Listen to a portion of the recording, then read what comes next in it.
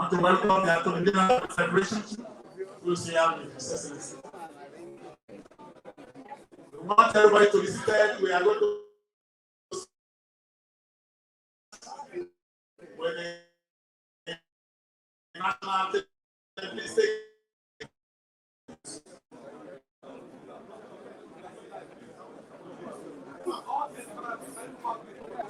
The Attorney General of the Federation and Minister of Justice, Abubakar Malami, Senior Advocate of Nigeria. Shall we put our hands together for him, please? Positions quickly. Please take your positions. Give us a clear view. Please clear off the front.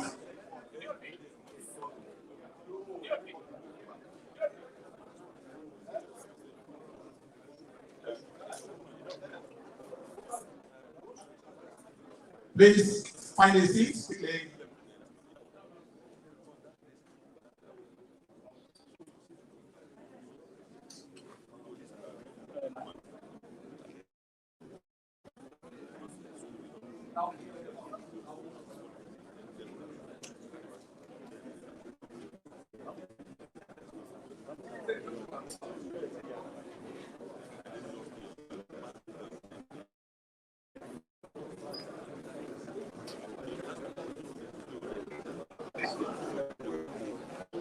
Thank you, sir. Please, we are still waiting for you people to take your seats. The cameraman, please give us a chance. All the cameramen, please stay one side.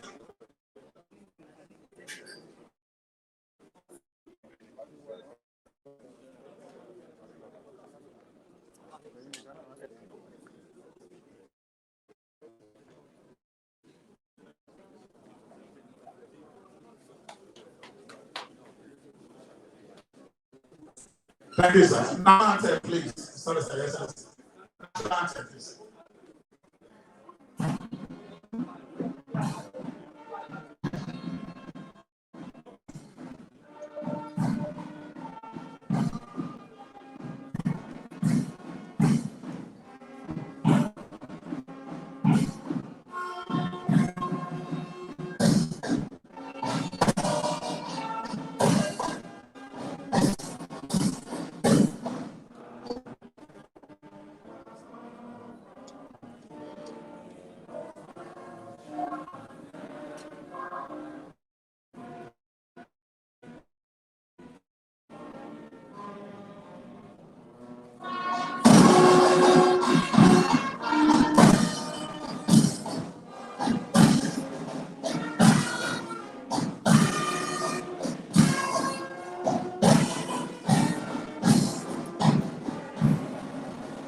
Thank you very much, sir.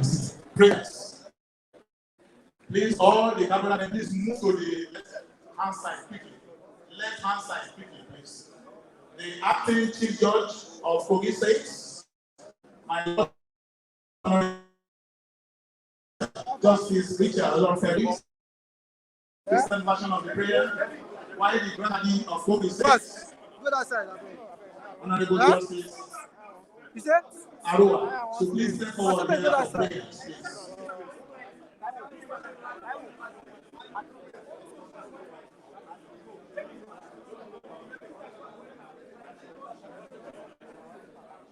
Prayer, please. The acting Chief Judge of Police State, my Lord, Honorable Justice Richard Olorunfemi, the Christian version of the prayers, while the Islamic version of the prayer is led by the Grand Qadi of Kogi State, Honorable Justice Karim Arua.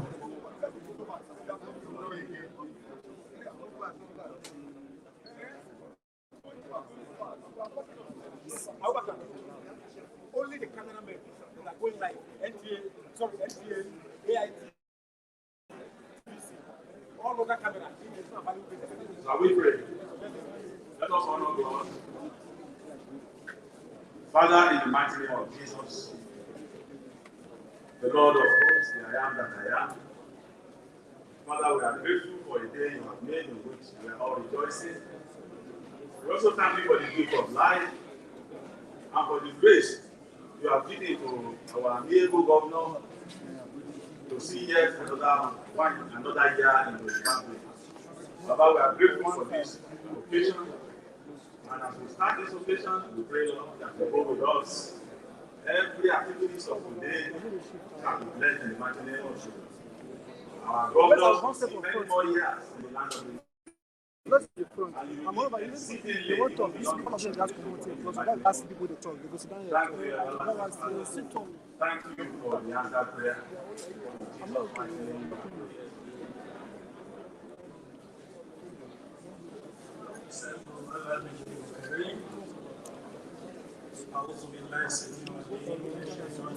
You are not just doing it. No, right, not for the you give them the block.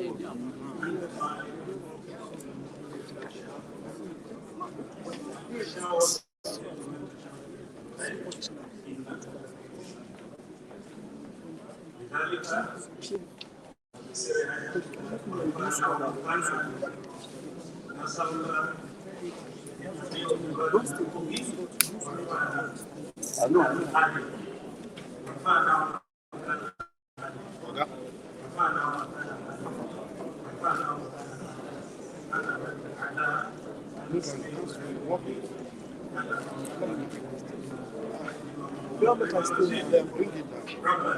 I will still take it over.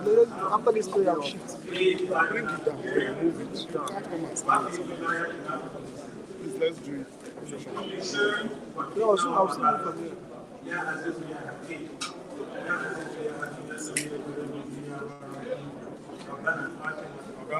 Okay. I will move. Don't worry, I'll move. Calm down.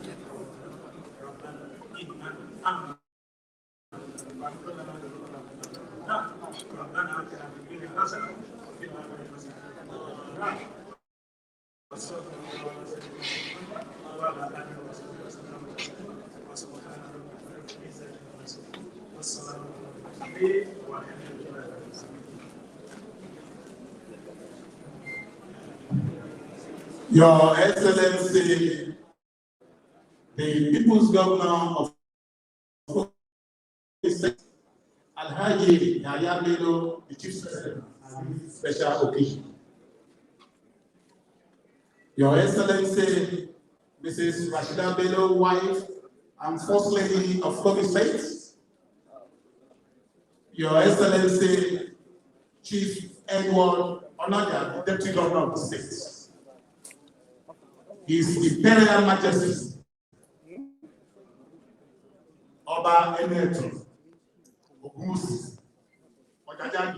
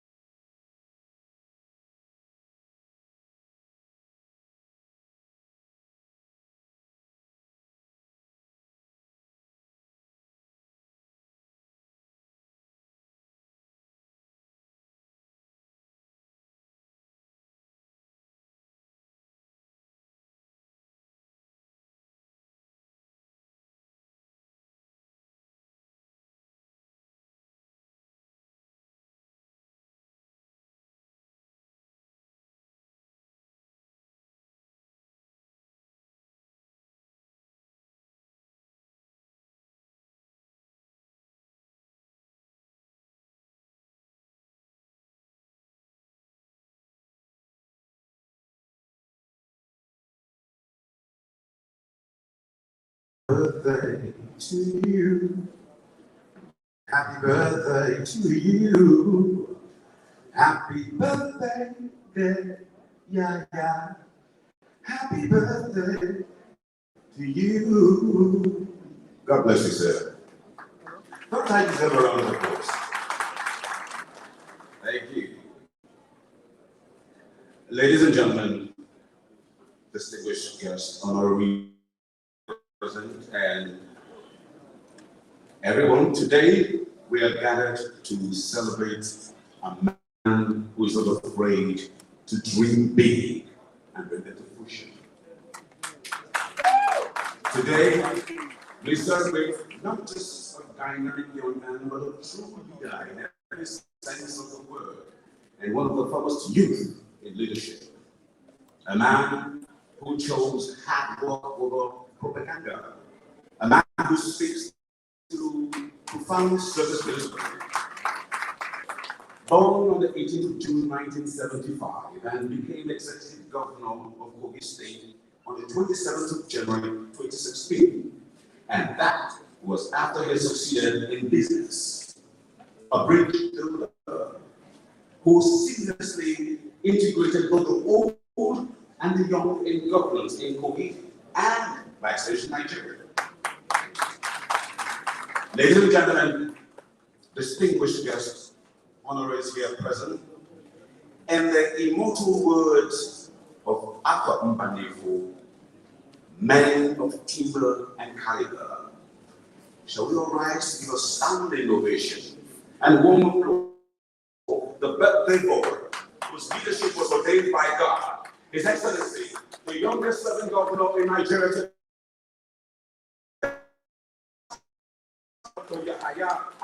Bello, executive governor of Kogi State. A round of applause, loud. Make some noise. Thank you. You may be seated.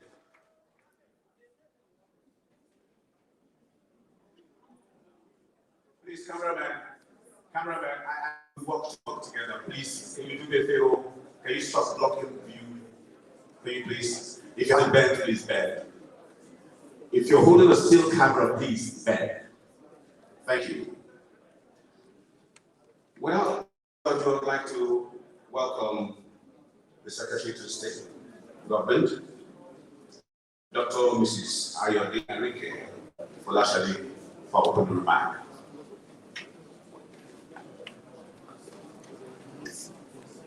To God be the glory for a wonderful day like this. Permit me to recognize the Most High God has kept my governor from the last 46 years. For him to celebrate his 46th year on earth. Heavenly Father, we recognize you as the of life, and we give you all the glory. Your Excellency, my boss, my mentor, my destiny helper, the visionary leader, His Excellency, Elijah,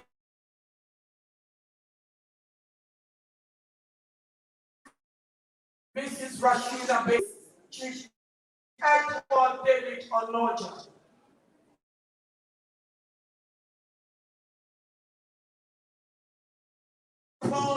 The well-established protocol, but you please allow me to recognize my spiritual father, of Israel. My Father, we recognize your presence here, and we recognize your love for my governor and for all states at large. My Father, you know you of a land.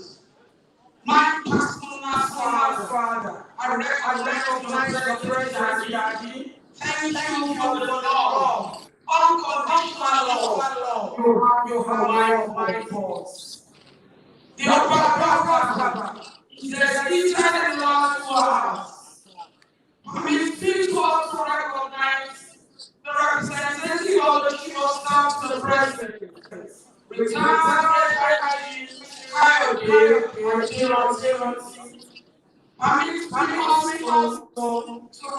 to recognize the chairman of our great party, who is the governor of your business,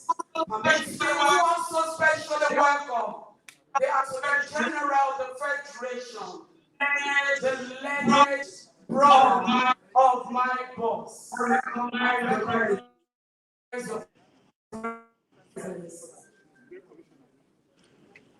Former governors, yes, seated. Former governors, sitting governors, yes, seated. Sitting governors, yes, seated. To recognize your presence specially. Recognize your presence specially. Chief Dr. George, the managing director, who is I recognize all the extra tradition, all the way from the first day, the very end, celebrate my God. I recognize your presence. Yes. I recognize your presence. Please permit me. Please uphold the well-established protocol. It is a great pleasure. It is for me to welcome you to the Symposium team, Insecurity and the role of the youth. Organized by the youth culture initiative, in conjunction with and unity. I'm very happy and great. So many distinguished politicians, teachers from both home and abroad, to share their knowledge, and the students cannot exploit ways to profoundly effective to solve the country's menace, which is insecurity. We may use different words today. We may use different vectors by the trauma, describe people affected by the trauma, but we need the same thing, Nigeria. We are failing them now as them. We are failing to provide help. Dead and ravaged. Whose lungs once loved laughter, whose souls have been tarnished by carnage incomparable. That's why we're all here today. We have convened this symposium for those who are sitting in twilight, the children, women, and men, branded by the aftermath of insecurity. Our efforts today and tomorrow are for them, to put an end to that trauma and establish long-lasting peace for the development of Nigeria as a nation. I would like to have this opportunity to express our deep appreciation to all keynote speakers and others for honoring us to this symposium. I also wish to give special thanks to you all for taking the time to fly or drive to coordinate for this occasion. I also appreciate my youngest governor in Nigeria, Excellency Governor Yaya Bello. The leadership in this state has been eventful and has been success so far. A master of craft security conscious governor. I repeat, my governor is a master craft security conscious governor. You want me to say it again? I'll keep saying it.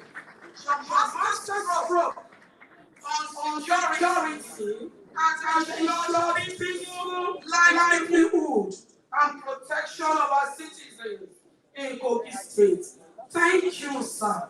And in your native language, for what meant. Lastly, the Youth Culture and Human Dignity Initiative, in conjunction with Governor Yaya Bello Vanguard for Peace and Unity, that have painstakingly put on this wonderful event together. A big thank you to you all. I hope you will have the most productive day of interesting and stimulating discussions. I sincerely wish that this symposium will be a great success, not only at the beginning of a long and lasting solution that will eradicate insecurity in Nigeria. And I want to use this opportunity to please call on you to please be in Kogi State till tomorrow or till next week in the evening, where my governor is going to honor those that have worked so hard to let peace reign in Nigeria. And I know in the evening, you come with your dancing shoes. We're going to dig it brand all through the night. Welcome, welcome, and we appreciate you. Thank you, and God bless you all.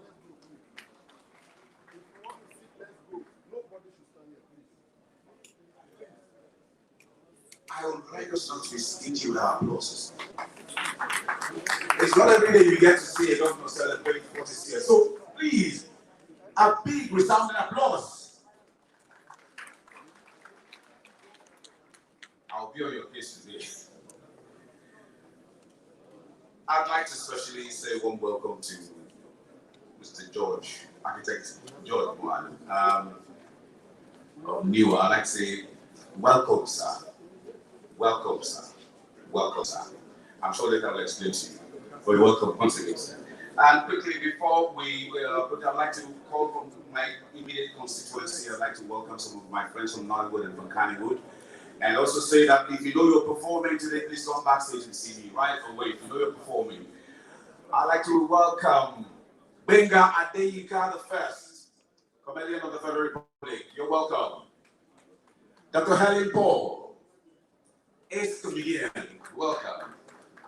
And from Kannywood, we have Abdul Mari, Ali Nuhu, Adam Dango, Sani Lawani Ahmed, Nafizi Asanani, Ibrahim, Adobonde, Musa Gombe, and as we go along, I will acknowledge more. Please, are we ready with the short documentary we're about to show? Please, can you cue the documentary? And I also would like cameraman, please, because we want our guests excellent to see the documentary. Please, Claire, please. Can you get the documentary ready? Please, Claire, so that His Excellency and the special guest on the special day will see. Cameraman in front, sir. Stand there. I said, move your camera, sir. Yes, sir, you. Move it back. Oh, finally there's peace in heaven. Please, can we show the documentary quickly? Can we show the documentary, please? The house lights off, please. This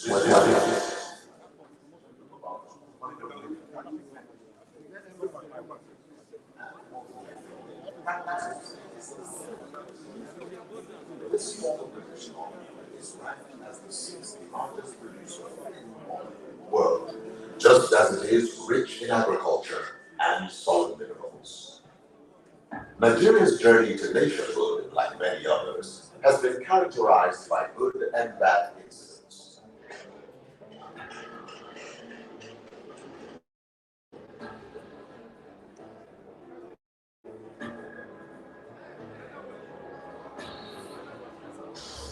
Our route to nationhood points at the 1966 coup as the most dramatic incident, which led to the Civil War of 1967, where millions of lives were lost and properties worth billions destroyed.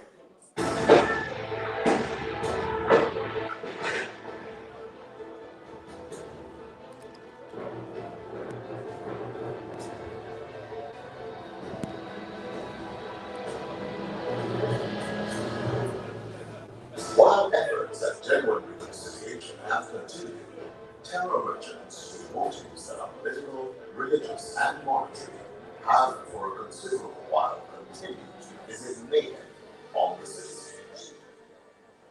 The hallmarks of the present terror adventure are the insurgency in the northeast of Nigeria, the banditry in the northwest, herdsman crisis in north central and southwest Nigeria, and most recently, the southeast is beginning to experience what looks like the border-based insurgency in its nascent.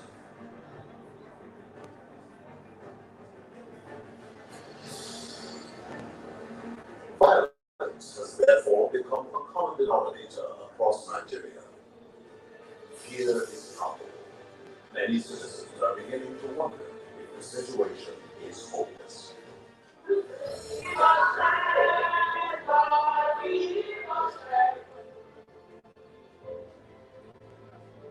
The reality, however, in certain parts of Nigeria, elicits hope.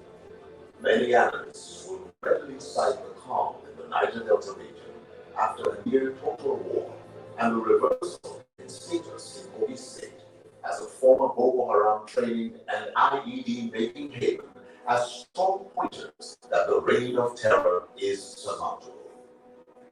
Efforts at restoring peace in Nigeria have been championed by many patriots on different fronts. The late President Umaru Musa Yar'Adua is particularly still revered for his efforts at ending militancy in the Niger Delta region.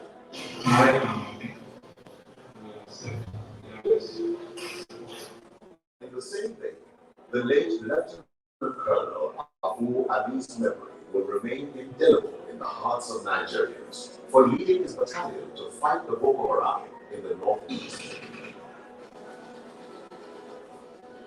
But perhaps more significant is Governor Yahya Bello's successes in crushing insecurity, which not only evokes admiration from Nigerians, but provides as a template on how to manage insecurity that is scalable. Kogi is arguably the safest state in Nigeria as of today. The nation salutes these heroes.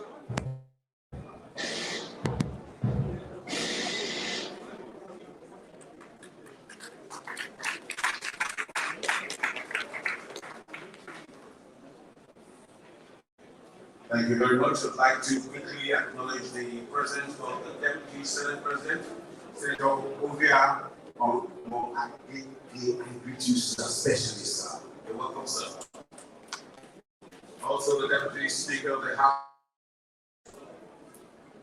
of Representatives, Right Honorable Lokoja. You're welcome, sir.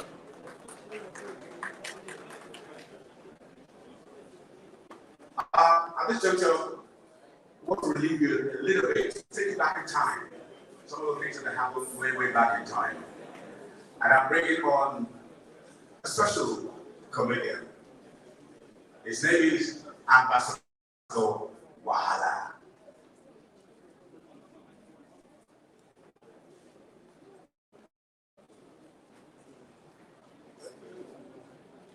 Your Excellency, Governor Yahya Bello, how are you? Happy birthday.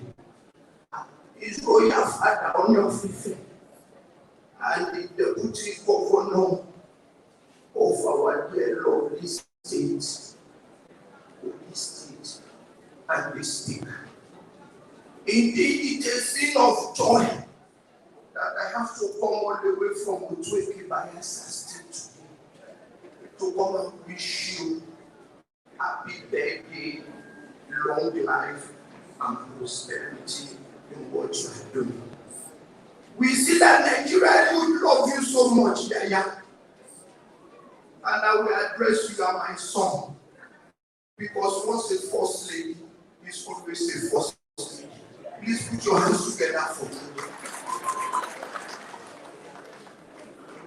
I was told that another of my sons is here, Omar Baby. How are you? And your mother. After all, I'm older than you people. But there is no problem. As I enter into your state today, I see the love and the passion for Nigerian youth shouting, Yahya Bello 2023 as the president. My son, I will support you.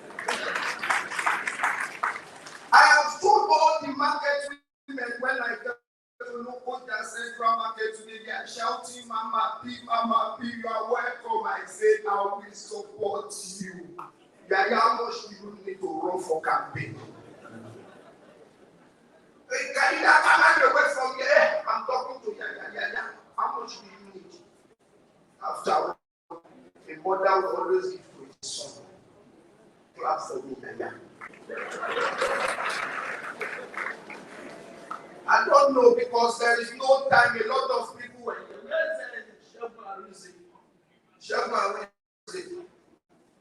the MC come and maybe people have 1 or 2 questions so that I can go. Don't go to your fifth. I don't like to answer questions from a traditional ruler before they will ask me where are my fellow widows. Before they will ask me, Fanny, how are you? Please clap for my son, Fanny. You are here. If Fanny is with you, we will win 2023. Your Excellency, good afternoon. How are you? I'm with you. I have a couple of questions for you. Okay, go ahead. You are always shouting, my fellow widows, my fellow widows, my fellow widows. Who are these fellow widows? They are your mother's compound. Your Excellency, I'm with you. I heard that you are interested in running in 2023. I've given up for Yaya Bello. Because that is the only man that did not agree that COVID-19 exists. Even when other people are mortgaging their states collecting money, Yaya did not collect money. And we shout Yaya Bello. Your Excellency, how will you be supporting this young man? Who is a young man? Your son. Life begins at 40, but he's now 46. I will support him by calling on all the market women, the youth, and most especially Yaya need to support me too. Because EFCC are winning my money. The money I work for. So if Yaya will take up of office here now, don't worry. All Lokoja women and the missing Chibok our time will vote for him. And let me tell you, Rashida, behind every successful man, there is a woman. You are a pillar. Even when I was failing, when Jonathan I stood by you, don't let anybody discourage you. Continue because very soon you will be the first lady of this country. And you will know what I have passed through when I shouted, there is God. Oh. Thank you very much, ladies and gentlemen. My name is Ambassador from Abuja. Love you. Happy birthday, sir.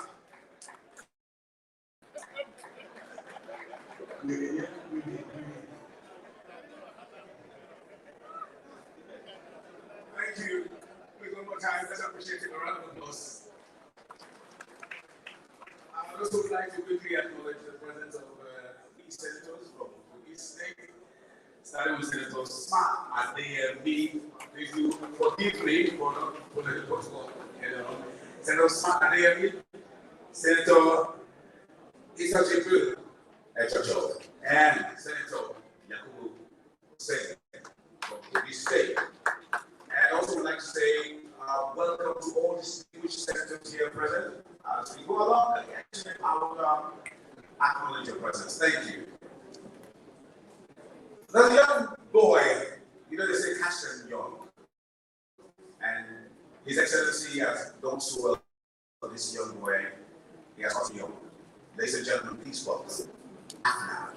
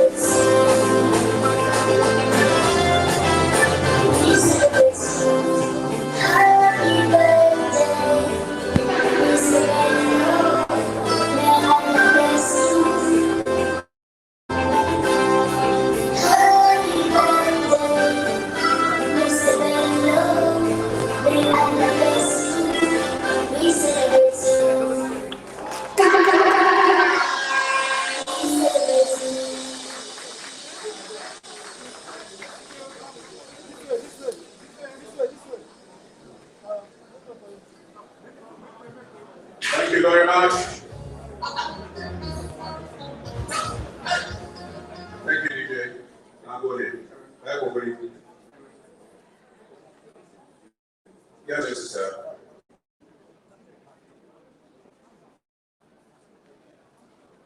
Your Excellency, sir. With your kind permission, my friend, the best Grand Commander, Grand Commander of the Federal Republic, would like to say words to you. Ladies and gentlemen, please welcome Bello Adeyinka. Your Excellency, Mr. Governor, it's always amazing to see you. It's always amazing to see young people do great things. You're a standard bearer for us, and we celebrate you. I'm a Yoruba man, and like you know, we Yoruba greeting. We Yoruba people have a greeting for every occasion. Morning is a car, afternoon is a car song, evening is a car, night is a car. You are getting married and quickly. There are not people. As I was coming in, somebody said, "What are you here for?" I said, "I'm here for the government's birthday." They could be the Yayabino. So please look at your neighbor and say, "They could be the Yayabino." In the spirit of my Yorubaness, let me start by saying, Lokoja, Sunana, Binga, Adeyinka, Selikin Dayadi. If you don't speak Hausa in the world, Bafam, Binga, Adeyinka, one. The Ofe Manu one of Lagos. If you don't speak Igbo or Bokia, Binga, Adeyinka. If you're Yoruba, but they might Binga, Adeyinka. If you're Yoruba, Castle, Binga, Adeyinka. If you're French, bonsoir, je m'appelle Binga, Adeyinka. If you don't speak French, you group Shaura. If you don't speak that language, Namaste, Miranam, but if you're from Kogi, I won't greet you, I will just tell you congratulations, you have an amazing governor. Everyone comes for you. Now, Excellency, I don't know if people love to pray here, but you're the only one I want to pray. If others believe in prayer, they can join me. Please touch your head. Say my head. My head. May they not cut you off my head. Touch your leg. People pray. Say my legs. My legs. May they not cut you off from under me. Touch your heart. This is very important. Say my heart. My only heart. May you not have heart attack. Now that prayer is not good for one person alone. Touch the heart of the person sitting beside you. What is heart? Is prayer. Either man or woman touches. We are praying here, please. Take this heart. This heart. Touch the heart.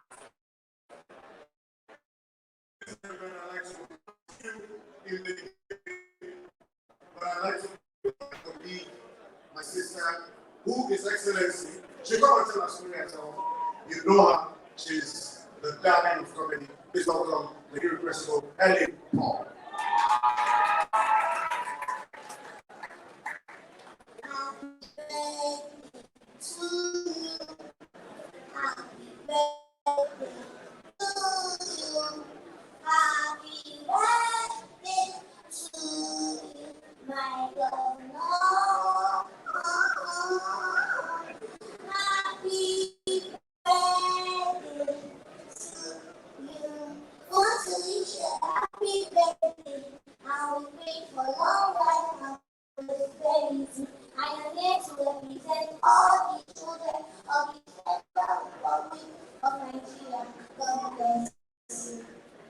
I want to say a big thank you to everyone for coming today, and thank you so much. Please permit me to stand on all existing protocols, because everyone here is so important, both to Nigeria and our governor. I'm so grateful. And thank you so much for the love and support, sir.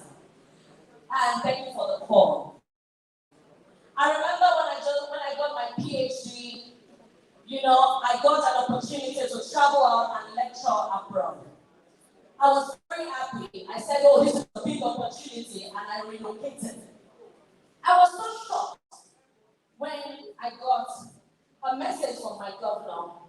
I am not from Kogi State, but I heard, Helen, we are happy with your new post as the first Nigerian female comedian with a PhD in stand comedy. Why should you relocate? Why? We need you. We need you. We need all our, products not to be running out once they achieve. I felt so bad. I said, oh my God. Most times you feel rejected. Many people feel, oh, they're not being celebrated in their own circle, so let's move away. And we leave, forgetting that same place gave birth to you. And whoever forgets its source will definitely dry up. Yes. Thank you so much for bringing me back. Thank you to your beautiful wife. But I swear, Baba, if I wasn't at 46, you'll be 46. I swear, I would have not rushed into marriage. See you tonight. Get ready to dance. My name is Helen Paul. Once again, God bless you.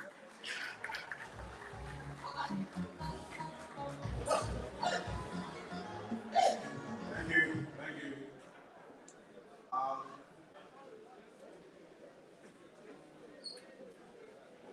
I would like to acknowledge the presence of Alhaji Makka Hashim Adamwa from my master, former deputy governor of the state, and also the Distinguished Senator Grace Bent.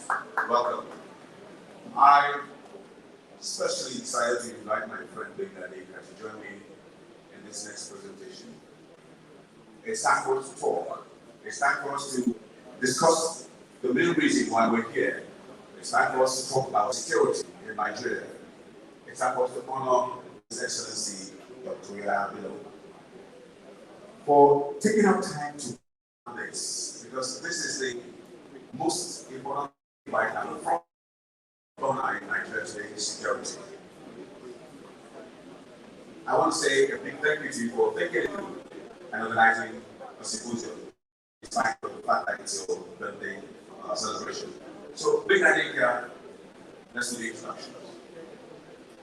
Your Excellencies, distinguished ladies and gentlemen, a great man can spoke once said, great men are everyday mortals, who through extraordinary vision, unwavering endurance, and work in extraordinary heights. Permit me to welcome a father, what is been told. Before he came KBC, he was an absolute manager, driven by turning possibilities to possibilities. His reign has been marked by a number of modern and progressive outlook and policies. He's a man of peace. Anywhere you see peace, anywhere in the world, you see KBC there. Distinguished ladies and gentlemen, permit me to welcome His Imperial Majesty, the 51st Ooni of Ife, Oba Adeyemi Enitan Ogunwusi Ojaja II.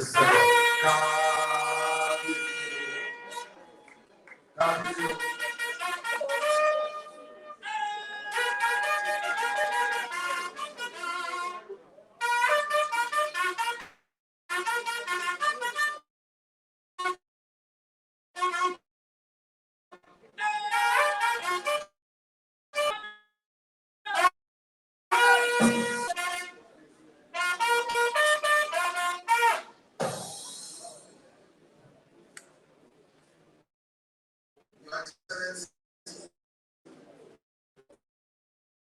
we are all here. It's indeed a great honor. All celebrating on our own. The youth movement of this country. You have been very energetic, been very focused reading.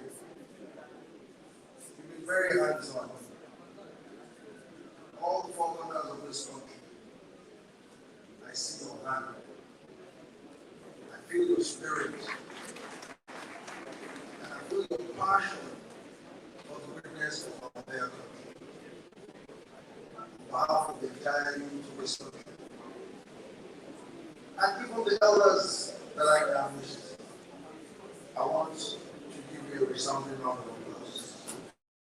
Please all join me to give you a resounding round of applause.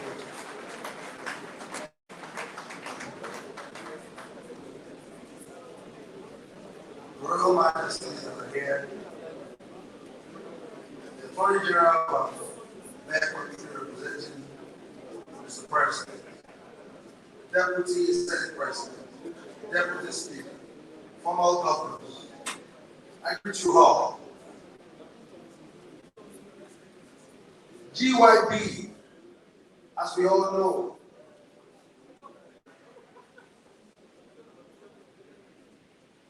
I made a speech recently during one of the security summits in this country that the youngest governor we have in Nigeria is a 46-year-old woman.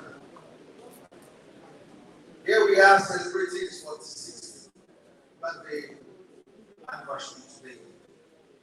But truth be told, in our country, we know the state of things as far as insecurity is concerned. And everybody is worried. What are we going to do? That demography, as I mentioned earlier, hasn't been well taken care of. The current leaders spread across our dear country, even our past leaders, they were pioneers of our great country at some point, and they ruled within the age bracket of in their late 20s and very early 40s.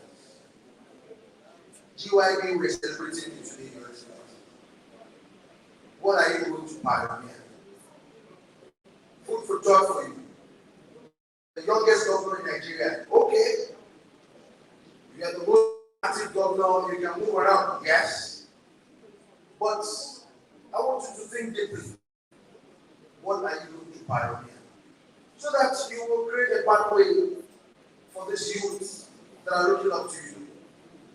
It's very important for us to know that at some point in this country, All the past leaders, and even the present ones, they were pioneers. They were able to stand up during colonization and stand up to, we will not take this any longer. What are you going to stand up for? What are you going to know you for? You have the platform as governor of Kogi State. We know what you're doing in this state. But we want you to do more. You know, any day, any time, I'm always for you. And I will always be for you. Any day, any time you call on me, I will be there. We all know the problem of our country. We keep talking about security, we keep talking about security. Let us focus more on solution. Let us bring governance very closer to this demography. It's very important. We know the good and we know the bad in their midst. But when we bring governance closer to people between the age bracket of late 20s and in their mid and late 40s, the country will be a better country for us. They constitute over 70% of this country. GYB. You're still very young, Your Excellency. And I know your beautiful and amiable wife is supporting you. We still need your energy more in this country. Because I'm not here to talk about the state and the security situation in our country. We all know it. Let us focus on the positivity of our bare nation. What I will tell you is, what are you going to pioneer? It's very important. Look for a niche for you to pioneer. It's not by accident that you are the youngest governor in Nigeria. And you've been serving the second term. You started pretty early. And you are just 46 years old. A lot of youths are looking up to you. Are you rising up to that age? Are you mentoring them very well? It's very important for you to know that you still need to do more. We are using this celebration of yours to let you know that the expectation is very high. Are we going to continue to follow the normal routine in this country? Oh yes, okay, aspiration. What are you going to do differently? What are we going to do that will be different from the narratives? We all know the narrative of this country. It hasn't been yielding results. Make sure, and by the very special grace of God and the spirit of our ancestors, will continue to guide you right, to pioneer great things. They pioneer things. We don't wish them dead. They are still alive. That have ruled our country. We are not going to pray for them to die. But what we want is, in a way, how are they going to step aside? So that they will see that we have responsibility as the real owners of this country. Whenever they want election to be successful, they will focus and campaign for the youth to come out to vote. If they want otherwise too, it is the same youth that they will attack and go to disrupt everything. So we're saying enough. You are a leader, a natural leader, a governor of a state, and the state has been very peaceful. Thanks to your efforts, thanks to your tenacity. On this note, on your 46th anniversary, I want to present a very spiritual, very sacred gift to you that has a meaning that whenever you blow that trumpet, the whole country must hear. Because the demography of this country supports you so greatly. You need to come out the mud. You need to obviously prefer solutions. You need to stand up. Because how long are we going to continue to talk about problems? It's better for us to prefer solutions. Everybody knows the problem of this country. Are we going to continue to fold our arms? Are we going to continue to just sit down and be saying it's security, it's security? We're not going to continue. We need to change the narrative. On this note, in order not to waste our time, I want to present this gift to you. The gift has a meaning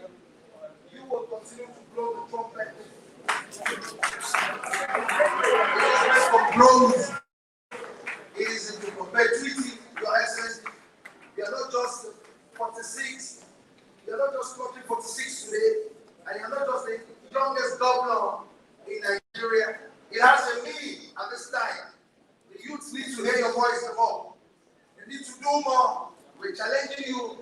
We are putting all our hopes in you for you to change the narrative in this country and pioneer great things. God bless Kogi State. God bless our dear country Nigeria, and God bless the youth of this country.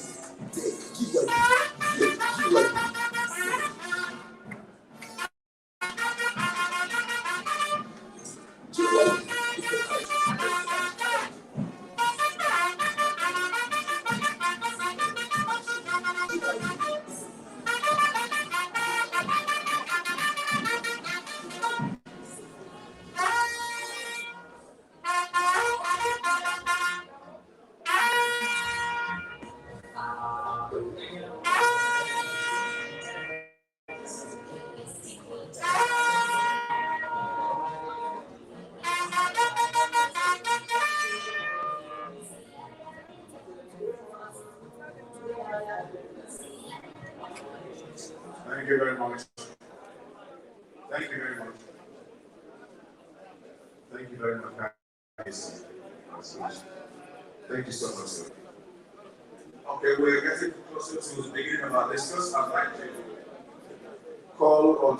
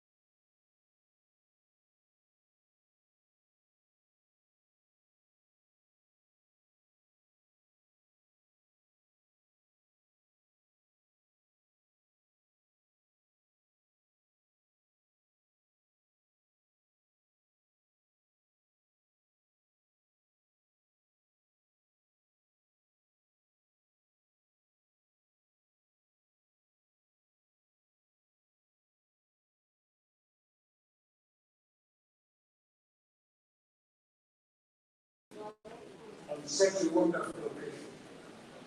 I've asked the MC whether I should deliver my short paper because I tried to make it very brief, knowing fully well that we are all very busy. And from the program I saw, a lot has aligned up for today's celebration.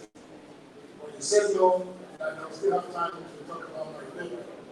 So basically what I've been invited here to do now is to come and make this session. I appreciate you for what you've been doing. To let you know that every eye is on you because it is the time that we sent that every Nigerian to be done. So the expectations are fine. I don't think there's any example for situation. So I want to congratulate you and congratulate you and encourage us.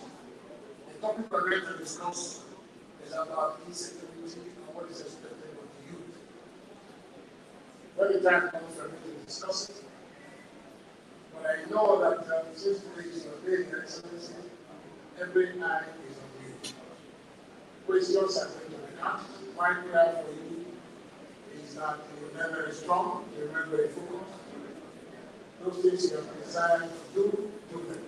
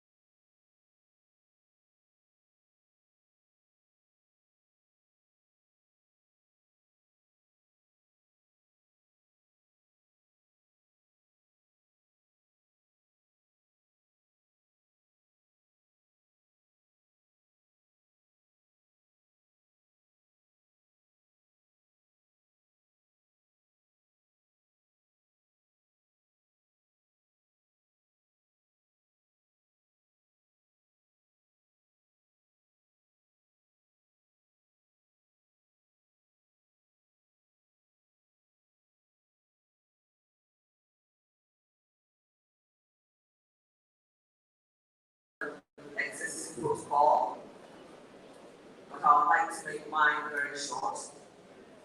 Apart from saying that behind a successful man is a strong woman that is supporting him. And that we have Mrs. Rashida Bello.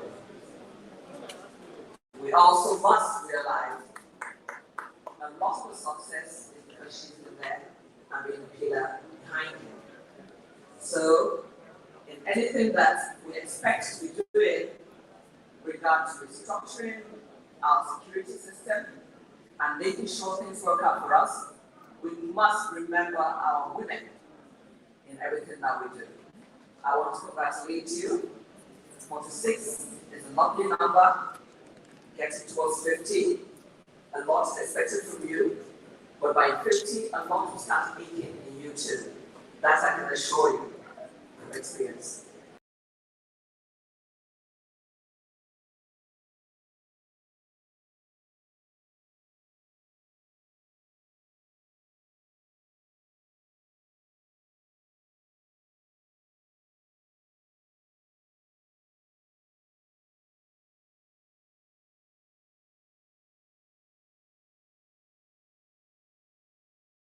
And the best fiery, very fiery speaker, fiery orator, great writer, and I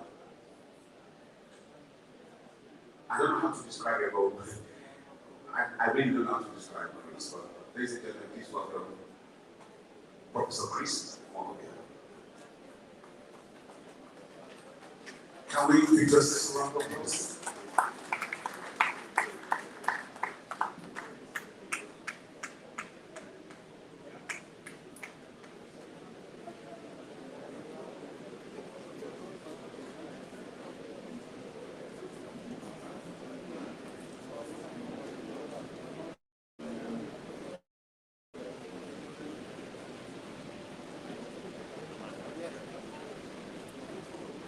Happy birthday to my brother and friend. I'm standing on existing protocols, but I want to say one thing. For the age of youth is the age of activity, the age of real transformation. We're here today because we believe in the activity and the strength of the young man who is 46 today. In miracles, the number 4 and 6 is symptomatic of great things, awesome things, and magnificent things. I stand before you today as a young man that the celebrant calls his brother. And he is my brother because he stands for passion, empathy, and commitment in service. He is my brother because he's patriotic. He is my brother because he believes in the green, white, green. And he believes that God did not craft this nation to fail. God has created and given unto us a nation that will not only benefit our citizens, but take Africa to the front, to the leadership of the new world. And so, as I stand before you today, what is very important is that the number 4 represents the 4 corners of the universe. And number 6, the number of man. And His Royal Majesty, the Imperial Leader, if you like, of our brothers from the Southwest did say something. That our brothers have canvassed the nation, reaching out to Igbos, Yorubas, and Fijians. And then interestingly, I got here today. In 2011, I became the youngest presidential aspirant in this country candidate. And I got here to meet my brother, who was my vice presidential candidate, Yerima Usman Shetima. And Yerima and I pioneered the philosophy of inclusiveness of youth in leadership. And after all, several other young people have come on. But what is important is not just in running. We're found in our brothers something very instructive. Whatever you feel, I will have a CEC sooner rather than later that I can call out. I'll have a CEC sooner rather than later that I can look in the face and say, you promised this. You know what we have in this country before now is that we have a president and say, oh, shut up, he's an old man. Oh, shut up, he's an elder. Oh, shut up, you can't correct him. But I tell you, by God's grace, come the next election, when what God has ordained happens, I can look at the face of the CNC and say, you aren't doing enough. You must do well. And that's what is salutary, and that's what I celebrate. God bless you.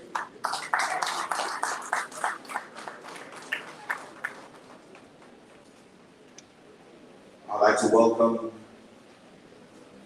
to the guest forum His Excellency, Executive Governor of Kogi State, Alhaji Ayodele, please join us. Part of the discourse.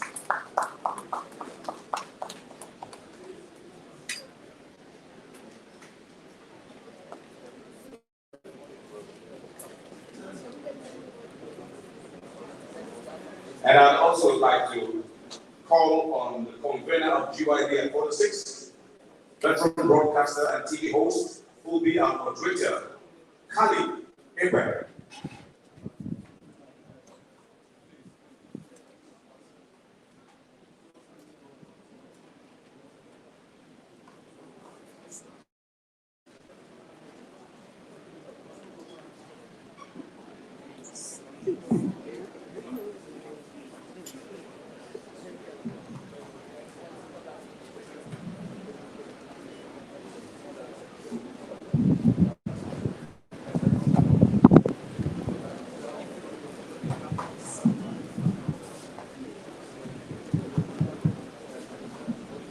Executive Governor of Kogi State, His Excellency Alhaji Bello, the face of inclusive leadership, the face of inclusive governance, right?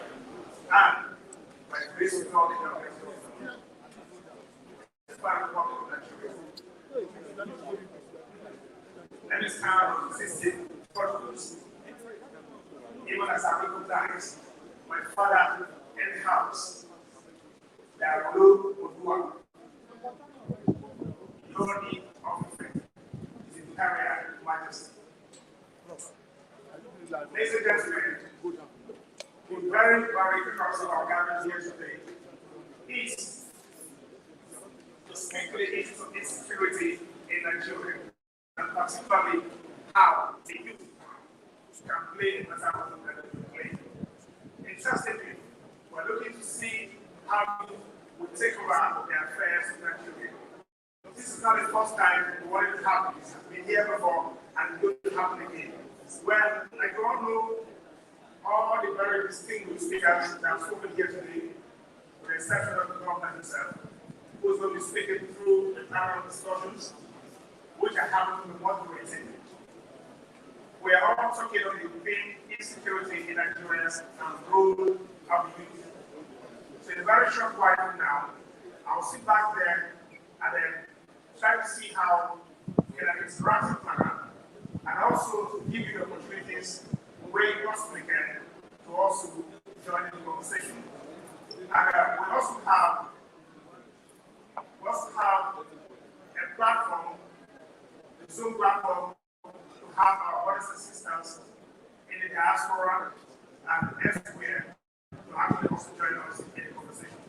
Ladies and gentlemen, welcome to GYB at 46. The next one speaking here would be actually the conversation. You're welcome. Thank you.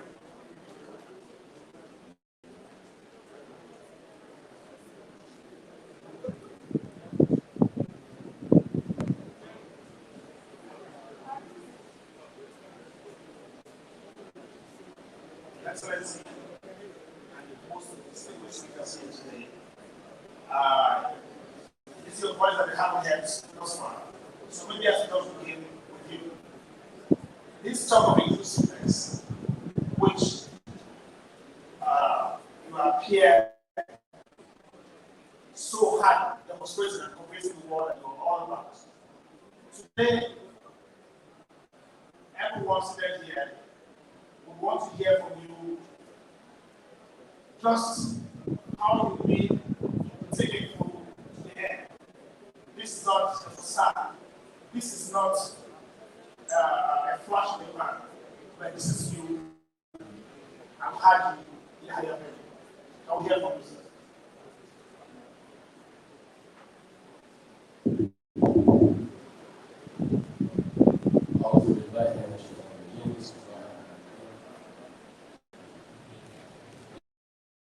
Your Excellency, Your Excellency, the Deputy Senate President, Your Excellency, the Deputy Speaker, House of Representatives, all members of the National Assembly, the Speaker of the State House of Assembly, Your Royal Majesty, our Imperial Majesty, my wonderful brother, the owner of Infant, my own father, you know your figure land. Please let me especially recognize all of my friends and brothers, the Honorable Attorney General of the Federation and Minister of Justice, Madam Abubakar Malami, the Honorable Minister of State Petroleum, here, and all of you, all of the invited guests and panelists, you're most welcome. And I sincerely appreciate each and every one of us here today who join me and my friends and other well-wishers to celebrate my 46th year on this surface earth. May God Almighty continue to bless all of us. The task has been dealt. Time that the past spent, so I will go straight to point. We aspire to govern for this state, and God made it possible. Why did we aspire to be here? Because certain things were not going right. Myself and my twin brother, His Excellency, the Deputy Governor of this state, Edward David Lokoja, we did it necessary to venture. And we did consulted with other spirited citizens of this state who saw vision with us. To ensure that our state is taken from where it was to a higher level. Thank God, between 27th of January 2016 to date, we have done our best, and the whole world can see the difference, and we are feeling the difference. Without going much into some of our achievements, let me tell you that in times like this, just like it was when we assumed office in Kogi State, we need God Almighty. We need ourselves. We need leadership. A decisive, a sincere leadership. Coming on board, we were able to change the situation of Kogi State. It was easily even to they are not more to done because we were sincere. We were transparent and we challenged the status quo. We were able to record the successes we record today because we were decisive. We were able to reach these heights today because we don't play politics in the lives of our people. We did what is right at any point in time, and as much as possible, we were transparent and open. Our government was inclusive, included women, youth, our traditional leaders, our religious leaders. We sought for the best. We sought for those who were ready to serve. patriotic followers. We got quality heads from far and near. To interest you that my cabinet is inclusive of almost every major tribes we have across the country. And they are contributing their best, and we are recording the successes. We are recording today. Mr. Kari, there is still more to be done. But I want to tell you that we're not just having the people putting the infrastructure in place, but above all, we are raising leaders in Kogi State. We're raising young leaders who are equally patriotic and who will take over from us. We're not just here to occupy the space and not to ever go away. We are very conscious that whatever has a beginning, definitely will come to an end one day someday. And the only thing that will continue is time.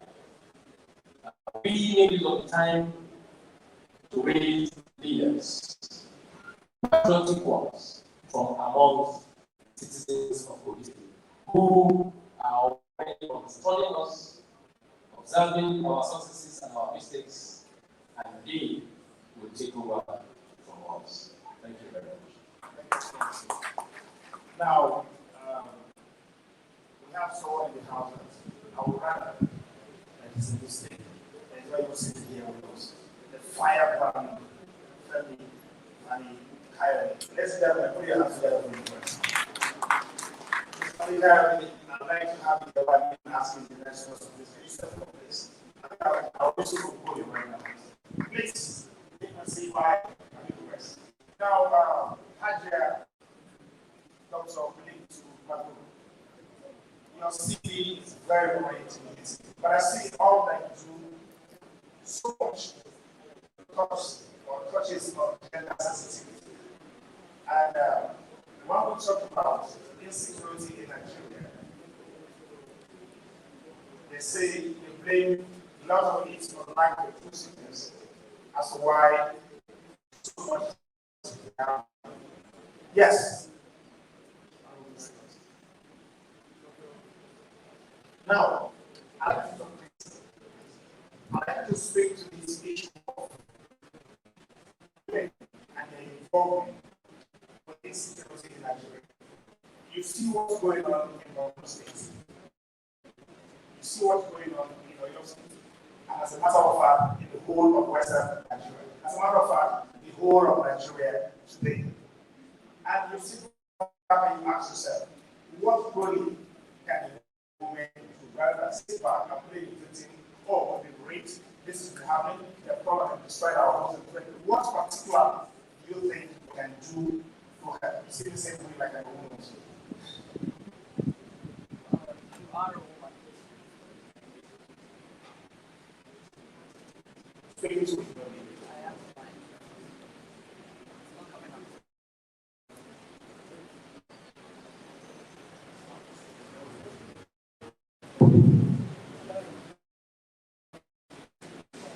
I just mentioned that you're a woman because you do carry the X chromosome on you, so you do have a husband.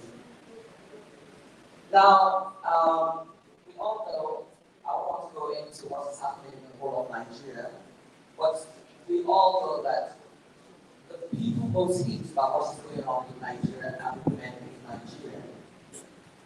And the reason why I say it's the woman that really gets hate is because majority of the people were losing husbands, sons, and if you look at it, wherever there is a massacre or anything that goes on, it is usually the men that we lose.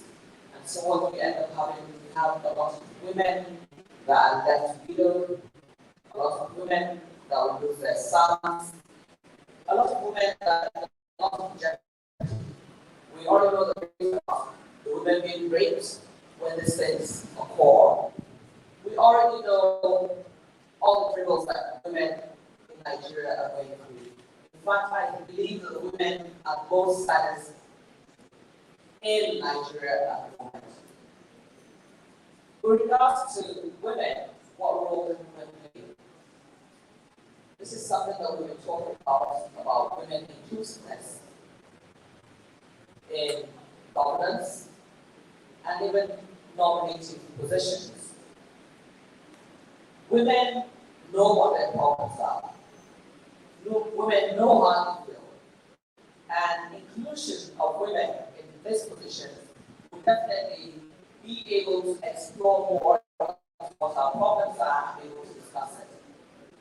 An economy that does not train women is endangered in not progressing. I would like to cut short at this because one of the main things, and I must admit, is that in all the states in Nigeria, we've already mentioned this, the only state that has the largest number and has gone beyond our affirmative action of women inclusion is a Kogi state. And you wonder why there are no problems and no security problems in Kogi state? Because you have women in governance in Kogi state. And His Excellency knew the trait of women inclusion and he has done that.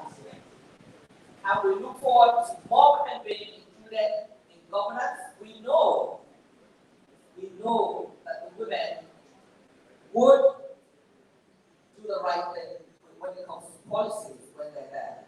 And women are calmer in decisions. We already know that women don't just go to war. If anything, we arbitrate. We always arbitrate. And I'm sure Mrs. Bashir does a lot of arbitration from behind the scenes. And so that's why we have this coming to this state. Now, imagine if we extend this to other parts of Nigeria, and you have more women being involved, you have more calm, more policies that are friendly, humanly friendly to everybody, and decision making of way into war, and budgets that should go the right way towards keeping security and safety moving down properly. So I'll stop here before I give another person a chance to do that. But as we say, we look forward to having more women inclusiveness by 2023, and we rest assured women would be if we do have our next president, who is a young person, a youth, that knows where to place the women in the right places. All right.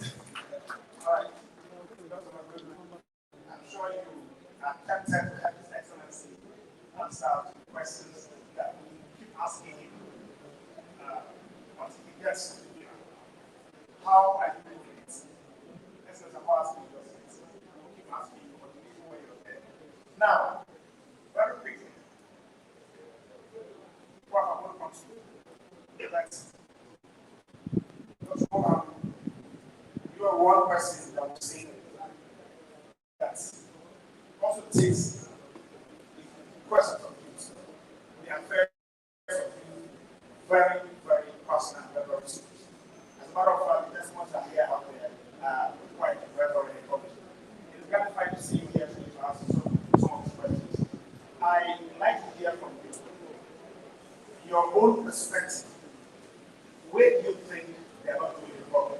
Why are we where we are today as far as security in Nigeria is concerned? You and I will have a conversation as far as this is concerned. You understand? I hope you will be bold enough to tell us. Thank you very much, Khalid. Let me start on various issues. When you asked me to come and talk, something bothered me. And I understand.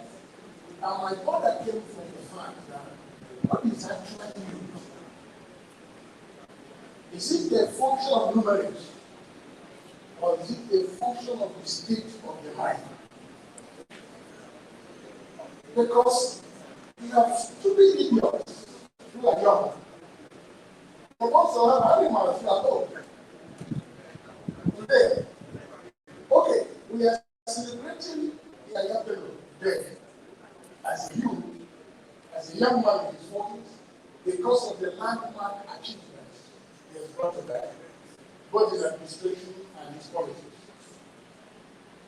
I'm glad the lady mentioned about the appointment, because I saw when they were swearing in vice chairman, all of you. I felt a little excited about it. It's quite encouraging. But we must also lose sight of the fact that all is not given our respect. So we must create another opportunity for us to really determine youth and the context. Whether it is in terms of numerics, then we can say between 81 to 40 or 45 or 50 is the youth. Or is it a function of the state of the mind? Because there are people who are 70, who are 80, but are very youth-friendly, and whose thoughts are very youth-backed, so to speak. And have young men also, and women who don't even reason well, who fall out of that category. And there are some who do so well that you keep wondering how long are they. Now, coming to the question of where we got it from. It is a universal blame. Because sometimes I think more when people take one arm of government and blame for failure. That's why we have restiveness in the country, we have security challenges. Some people pick local government leadership and blame, some people place state and blame, some people place federal government and blame. But there is one area we have refused to blame, and that area is the family. And that is where, for me, where the fundamental problem is. We are in a society today where fraudsters are celebrated. We are in a society today where criminals are honored. You can't plant orange and get an apple out of it. If you plant orange, you get orange. If you want cow offspring, you buy cow. If you want goat offspring, you buy goat. But if you buy a goat and expect a cow offspring, you are getting it. And that is the challenge here, because we have to go back to the basics. There is this fundamental challenge. We have lost it at home. That the morals have eroded. The things we avoid in the past, nobody does it now. In the past, if you go and buy a car and come home, the first encounter with your dad is, where did you get the money to buy this car? I want to see your bank statement. Who sold you the car? How much is the car? How did you get the money? The same thing applies with your mother. But today, you go and kill, you go and rob, you buy a car, your mother will cook soup, and the mother will go out and announce it to her friends that her son has arrived. And the next day, the society will start taking on the title you deserve to get. How you got to where you are, nobody bothers about. So we have that fundamental problem which we must address. Then having said that, we cannot, when you talk about the youth, yes, there are challenges. And somebody today was asking on television and he said, unemployment. Yes, I said yes, to an extent. Because we are in a state where our youth are who went to school, graduates who are unemployed. Because we have placed so much emphasis on certificate education that people now go and procure the certificates whether they deserve it or not. And they can't defend it. What has happened to the basic education? What has happened to the technical colleges? Today, if you want to do this style, they tell you, oh, you have to get somebody from Ghana. If you want to paint this house, they tell you, oh, the man has to come from the Republic. It's very good. You talk of POB, they tell you, oh, let's wait for that man. He's from Cotonou, he's gone home for his village. When he comes back, he will do something good for you. And I have tried to study why. And the answer is simple. Because we have left the basics and transferred emphasis on certificated education. And in an attempt, technical education has been eroded. So what as this happens, it is a process. Where we are in insecurity today is a consequence of a process that has been left over time. So we also have to go back to the point, ask questions. Someone like Bello, look at it, take his state as a case study. Find out what is done that others are not doing. Then we look at it and see how we can adopt it on a global basis. Then again, issue of youth with regards to insecurity, yes, I agree that we need to know quite a lot in terms of providing employment. There is need to diversify our economy so that emphasis can be laid on other areas because government cannot provide jobs. Take it or leave it, government cannot, because the number of opportunities government has is limited. What government needs to do is to create the enabling environment for the private sector to grow. And once the private sector grows, employment opportunities will abound. All right. Thank you. All right. I don't know if because now I'm filled up with so much. Well, now, if I come to you, Prof, and of course, my father, Lokoja, let me give Chief Toby Adikari the opportunity, and I would prefer whether I come to the podium, just like every other one.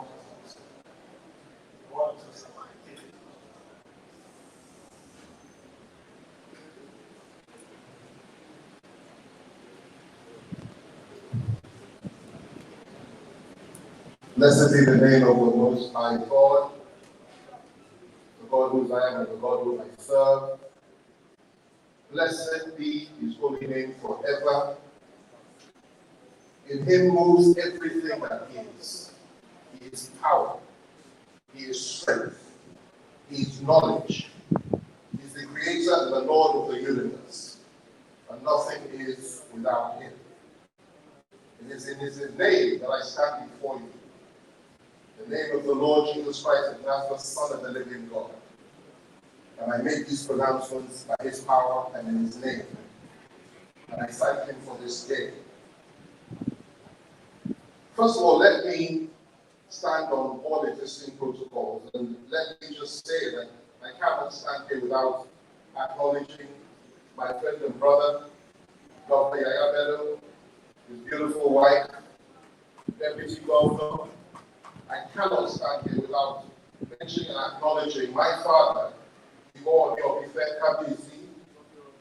I cannot stand here without acknowledging the presence of my father and my father-in-law, the Ohinoi of Igiraland, who is a father to me and whose niece is my first wife, Sarah Tuata, and I'm so happy to see you here. I acknowledge the presence of so many people here, the Deputy Senate President, the Deputy Speaker of the House, Senator Grace Bent, CON, my dear sister, the Chief Judge, the Speaker of the House, so many. I'm sorry that I have to go back to this, but I cannot stand here without acknowledging these people. But let me just, there are so many more. So my apologies to those that I have not mentioned. I stand on all existing protocols, but let me just say a very brief word on the topic. And I understand that perhaps later tonight this evening will be saying a lot more. I stand here today not just for myself. I bring greetings from 3 governors of the Federal Republic, which they have asked me to mention to the governor of this state without fail. Governor Bello of Zamfara State, the governor of Bauchi State as well, and also the governor of Enugu State. They've all asked me to send their very best to you. Congratulations for your efforts and of course on your birthday, Your Excellency. Now let me get to the point, the issue of insecurity in Nigeria and the role of the youth. Well, it is appropriate that this discussion is taking place, in this forum, in this state, and under the auspices of this great man. I really didn't know him too well until very recently. And having known him, it doesn't surprise me at all that despite the fire that is burning in various parts of our country, the northeast, the northwest, the southwest, the southeast, and in the Middle Belt. Kogi State has managed to do so well under him and has excelled. He has fought criminality, terrorism, banditry, and every evil that has plagued our nation head on and head first. And it takes a real man to do that. A man of courage, a man of strength, and a man that stands by his word, which sadly most of our politicians do not. But he's different. His base and his strength, and the reason why he's so successful is because he has admired across regional, ethnic, religious, and party lines by people all over the country. They love him, they talk about him, they admire him, and he's courageous and loyal to his own. Some say for fault, but I say that is a virtue and a blessing, which in many respects I share. Let me just touch on two very brief things before this discussion continues, then we can open it up. Very brief. How do I know all this about this man? Well, recently, this country was almost set on fire. Now, a lot of people don't like talking about this because they want to play down his achievements, because this really was his achievement. This country almost went up in fire, and he was contacted by Mr. President to put the fire out. And immediately he said to it. And what did he do? I know because I was part of it. He reached out to people across the country. He reached out to my friend and brother, who, by the way, sent his very, very best as well. Your son, Nabi, Sunday Igboho, sent his best to the governor as well. He reached out to him. He reached out to the northern leaders and trade unions that refused to supply food to the south. He reached out to people in the east, the west, the north, everywhere. He called them all, and he took a personal initiative, and he reached out to me. And I'll never forget the day I went into the sitting room. We had met a few times before, but I could see the passion in his eyes for this country. He said, look, if we do not get this right, if this embargo is not lifted, if guarantees are not given for the people of the north to come to the south to sell their food in peace without being attacked and killed, if that guarantee is not given, that he has been told there will be repercussions in the north as well for Southerners, and therefore we must resolve this issue. And that issue was resolved. He made a few calls, we made a few calls. He involved some of the governors, some of the leaders, and all they kept saying, and I want you to listen to this very carefully, because this is the kernel of what we're trying to do here. All of them, the northerners, the southwesterners, the easterners, all of them were saying one thing. If Bello will give his word that there will be peace and we will not be killed, then we can go back to the drawing board, lift the ban, lift the embargo, work together, and be one again. And that is exactly what happened on that day. I'm really looking for that. I'll touch on one other one very quickly before I sit down. I was sitting with him some time back, and sadly, because the state is crime-free, I mean, you don't have terrorists here. He knows what to do, and he does them, and he does it effectively. Personally, he does. He leads them into the water. But what I saw that day again amazed me and told me something about his leadership qualities. He was sitting there and he received a message that I believe a local government area chairman from his state and also a commissioner or something like that had been attacked. Sadly, I think somebody had been killed, somebody had been abducted by terrorists outside of Kogi State, because these things don't happen in Kogi, outside. The officer had been targeted. And he received this news and he was so cool and calm, strong resolve. And I said, well, this is terrible. And he said to me, don't worry, we shall get them, we shall look for them, we shall hunt them down, every single one of them, and we will get our people back. Ladies and gentlemen, 2 weeks later,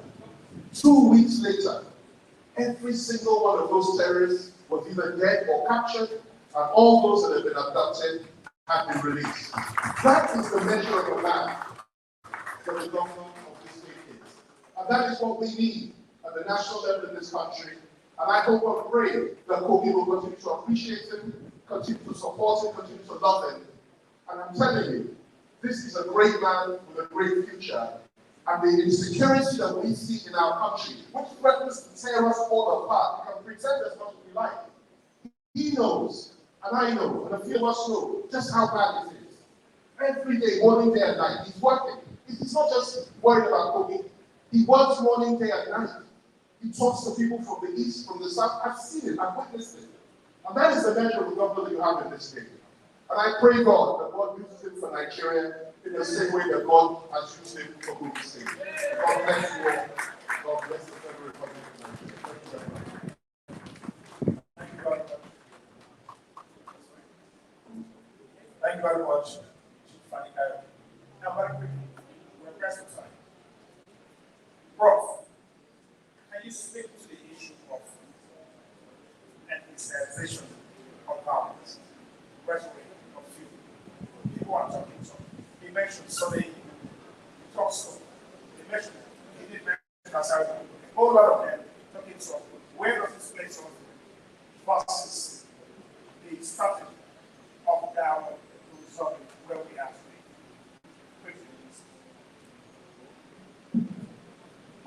That is question.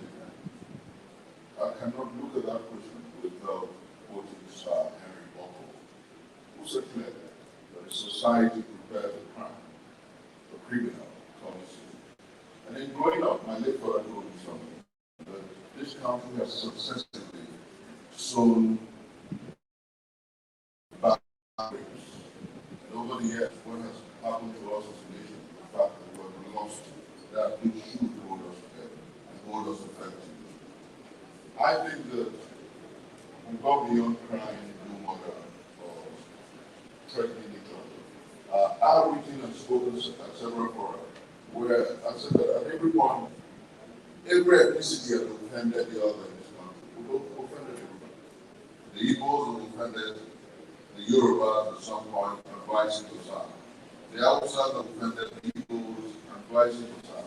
So what we must do as a people is to look for those things that unite us. Blow them up. Emphasize them. Yesterday I was telling His Excellency that we're too far gone as a people together. We're intertwined.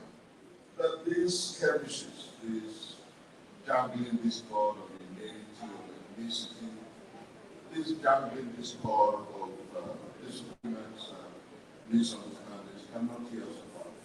I have cousins who speak better Yoruba than they speak my dialect. I'm from Delta State, and by the way, my profound respect to the most senior representative of my state in government, Deputy Senate President, my learned senior Senator Distinguished Obi-Wan. I recognize your presence, sir. What I'm trying to say is that my cousins speak better Yoruba than they speak my dialect. I have a younger brother who grew up in Funtua, same father, same mother, who speaks proficient Hausa than he speaks in Yoruba. And I've seen the level of intermarriage. I've seen the level of relationship across our country. My best friends, ironically, one of them is here, sitting my area, is from the north. A lot, and the bond that holds us is almost amazingly deeper and stronger than that which happens across within ethnicities. And I've asked the people, and I want to say here and now, it wasn't the House of Blood who created the interesting conflict between the Abulerians and the Malarians, or the Ife and the Moravians. It wasn't the House of Blood who created or who started civil servants of other extractions in the south from Anambra or Abia State.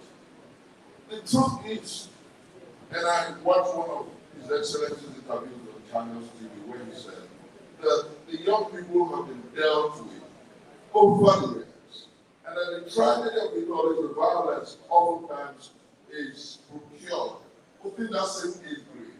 So it is the young people attacking the young people. And violence is indiscriminate of ethnicity. That's what I remember, and I'm quoting Prophet Muhammad Bidbi onto him, when he said that even in the injunction to jihad, if your jihad will cause the death of another man, do not. If it will cause the death of an insect, do not. Unfortunately, successively have downplayed the crisis. I think that the challenge for all of us is to begin to talk about the crisis of lives. We must cease as a nation to equate lives with other things or animals. We must understand that life is God in expression. Blood is God in action. Everyone here is God known to me. I do not make a vows of faith. My religion is love. And I have consistently said that you do not love God if you cannot see God in your fellow man. And so the time has come for us to rise beyond ethnicity.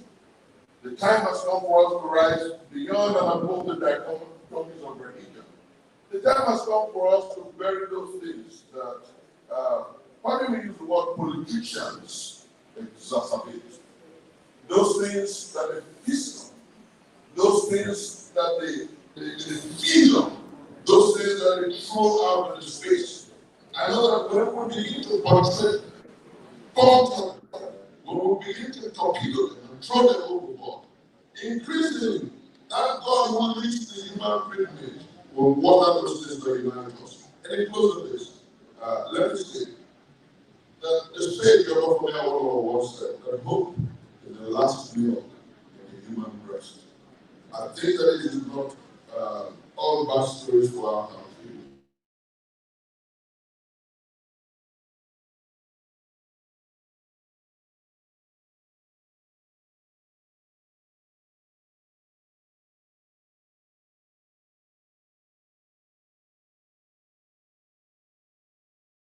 Understands the mystery of the conference union and the conference state.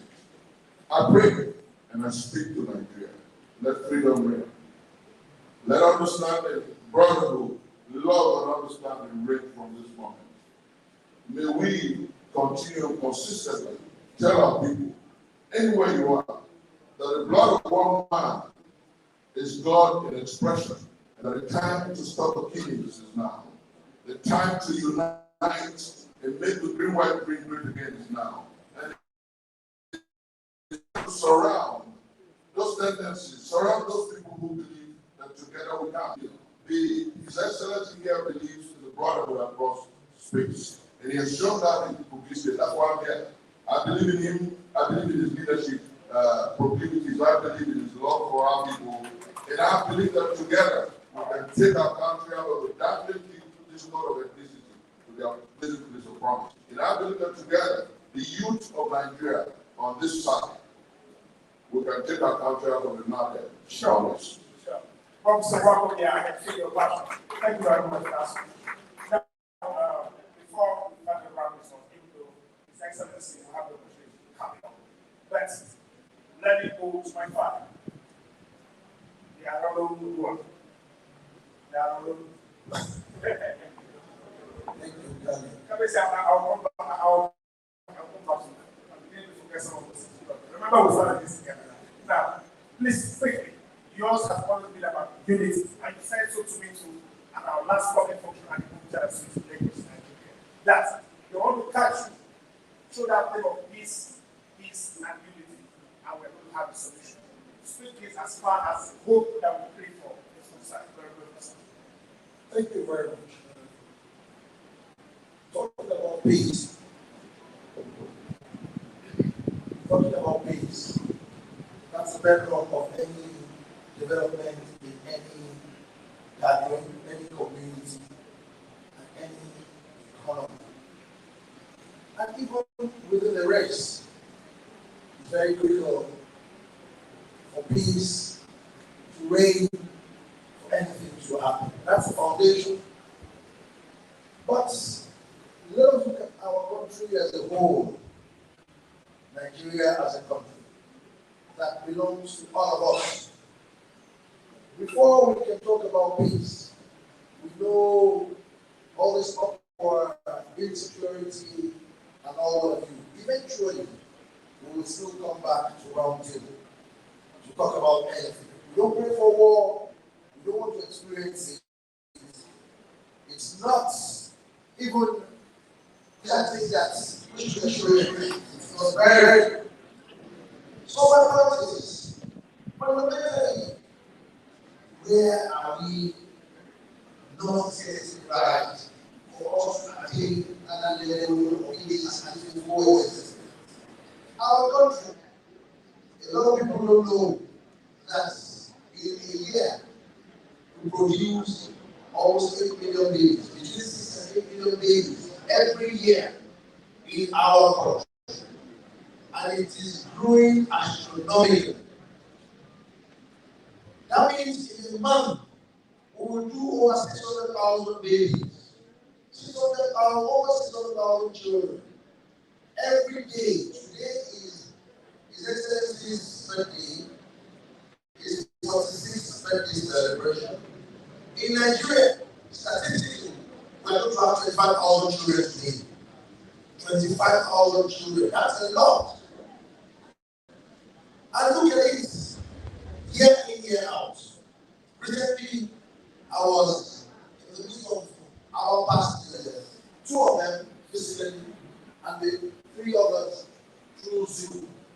And we were talking very deeply about the fundamental issues of this country. And the 2 leaders, I told them, you left government 21 years ago. The children that were born when you were ruling Nigeria, they have grown. They even started making babies. If you look at the female side of it, even children that were born between the age bracket of 5 and 7 years old, right now, today, they will be in their 30s. What impact have they felt? They haven't felt governance. We are just producing babies every day. Are we going to start to castrate all our male folks in this country? Let's be very factual. It is now so widely obvious. Over the last 6 years of this present administration, it's so unfortunate what has happened. The country has been growing over the last 18, 15 years on the average 4 to 6% vis-a-vis our population. So it is not that very obvious. It's still a keg of gunpowder. But this time around, over the last 6 years, we have been growing less than 5%. Less than 5% economy, a country growing so marginally, and we are producing 8 million babies. 5%, 6%, 4%, compared to 0.4%. You can look at the wide gap. So some children that are not there, that we are producing, we don't have any sense of belonging for them. And that's why we are having a lot of banditry, we are having a lot of issues in this country. Let's be very factual. Who is going to perform that magic? Our leaders. What magic are they going to perform? How? Look at the way we are producing babies, children, life, vis-a-vis the rate at which our economy is going. There is no magic anywhere. The only thing we need to do is to do structural change and structural modification. And that leads to the essence of talking of peace. When we're talking of peace, the fundamental ingredients that will aid peace, we don't have it yet in this country. And that's why we're having the upward. And that's why every day you are hearing of bloodshed, kidnap, here and there. Those children, they feel the system hasn't supported them. The system hasn't given them anything. They are very innocent. They are growing. Some will have a child in Ibadan, run to Katsina, have another children there, run again to Maiduguri, leave Maiduguri, run to Ebonyi, and be running all over the country. And we will continue to have all these children that we're not catering for. So what's my point?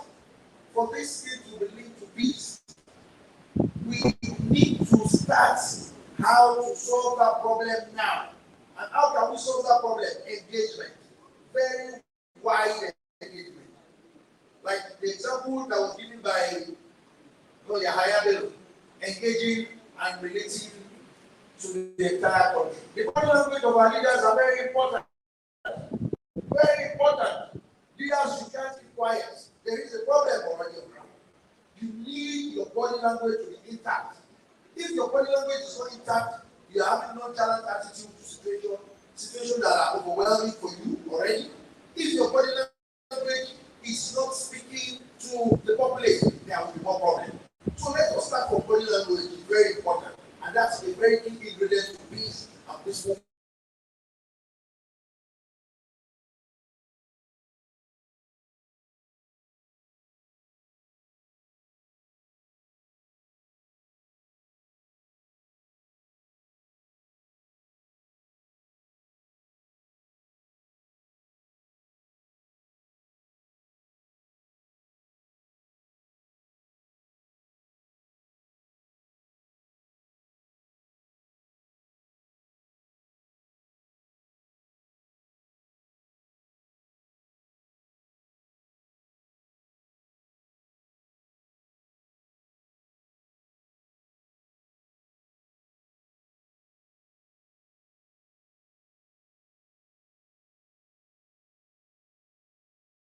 And God bless them. The father of peace, Yàrá Olúwa, his imperial majesty, Maodi, Babatunde Ogunwusi. Now, Excellency, I know you've always said Nigeria will not go to war. Nigeria will not be sitting to it. Nigeria will cover up this very, very strong. In fact, a lot stronger than we ever been before. Now, before I give the opportunity to wrap up even on those words, the Deputy Senate President, His Excellency Omoagidi, that you're coming up here to give a short remark on behalf of himself. Just here, just a remark on behalf of the dignitaries who have led here today, the CMO, the Minister of State for Petroleum, the very handsome Tibe Sifa Asi. Welcome. Deputy Governors, I hear you. The three brother, I see everybody. God bless you. So, Excellency, what you come from? I just wrap up with that. So, it's time to wrap it up.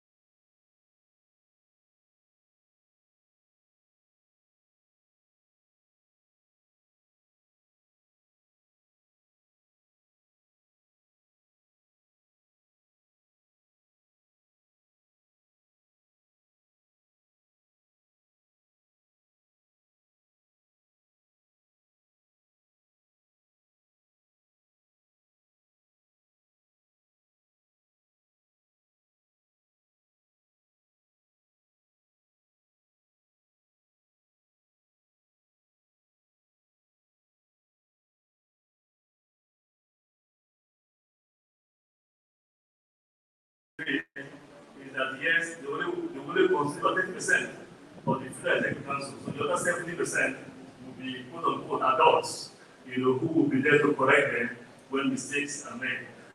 And in pushing this bill, we took into account what has transpired of late, most especially the NSAS protest. It's our belief that if given the opportunity, most of the youth of our country, those who participated in the NSAS protest, have been elected to you rather want to sit in the Federal Executive Council, sit in the State Executive Council with Lokoja, Bello, and others, and make decisions, including decisions on how to address insecurity. So once again, on behalf of our national chairman, Governor Buni, I extend to you his most sincere best wishes and congratulations and happy birthday. Thank you very much. Thank you very much, Your Excellency. Let me quickly recognize the presence of the Governor of Kwara State, His Excellency, Abdurrahman. You're welcome, sir. Then let me also quickly recognize the presence of the Minister of Justice and the Attorney General of Nigeria, Abubakar Malami. Excellency, you're welcome. Now, very quickly, I think we must bring this to a close now. I'm referring to the Conversation Act.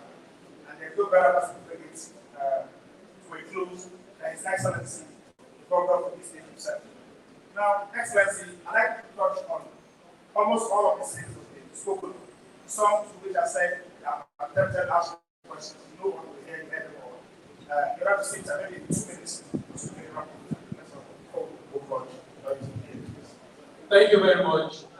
Once again, I appreciate each and every one of us that have come to celebrate the North here. I sincerely appreciate it. Today, we are talking of a nation, Nigeria. A country so blessed with natural and human resources. And today, we're talking of so many of our challenges. Topmost is insecurity, nepotism, and religious difference.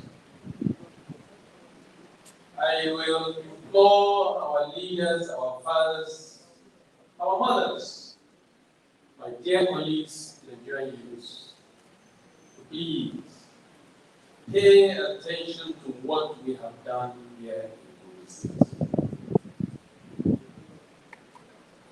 You can't run away from your shadows.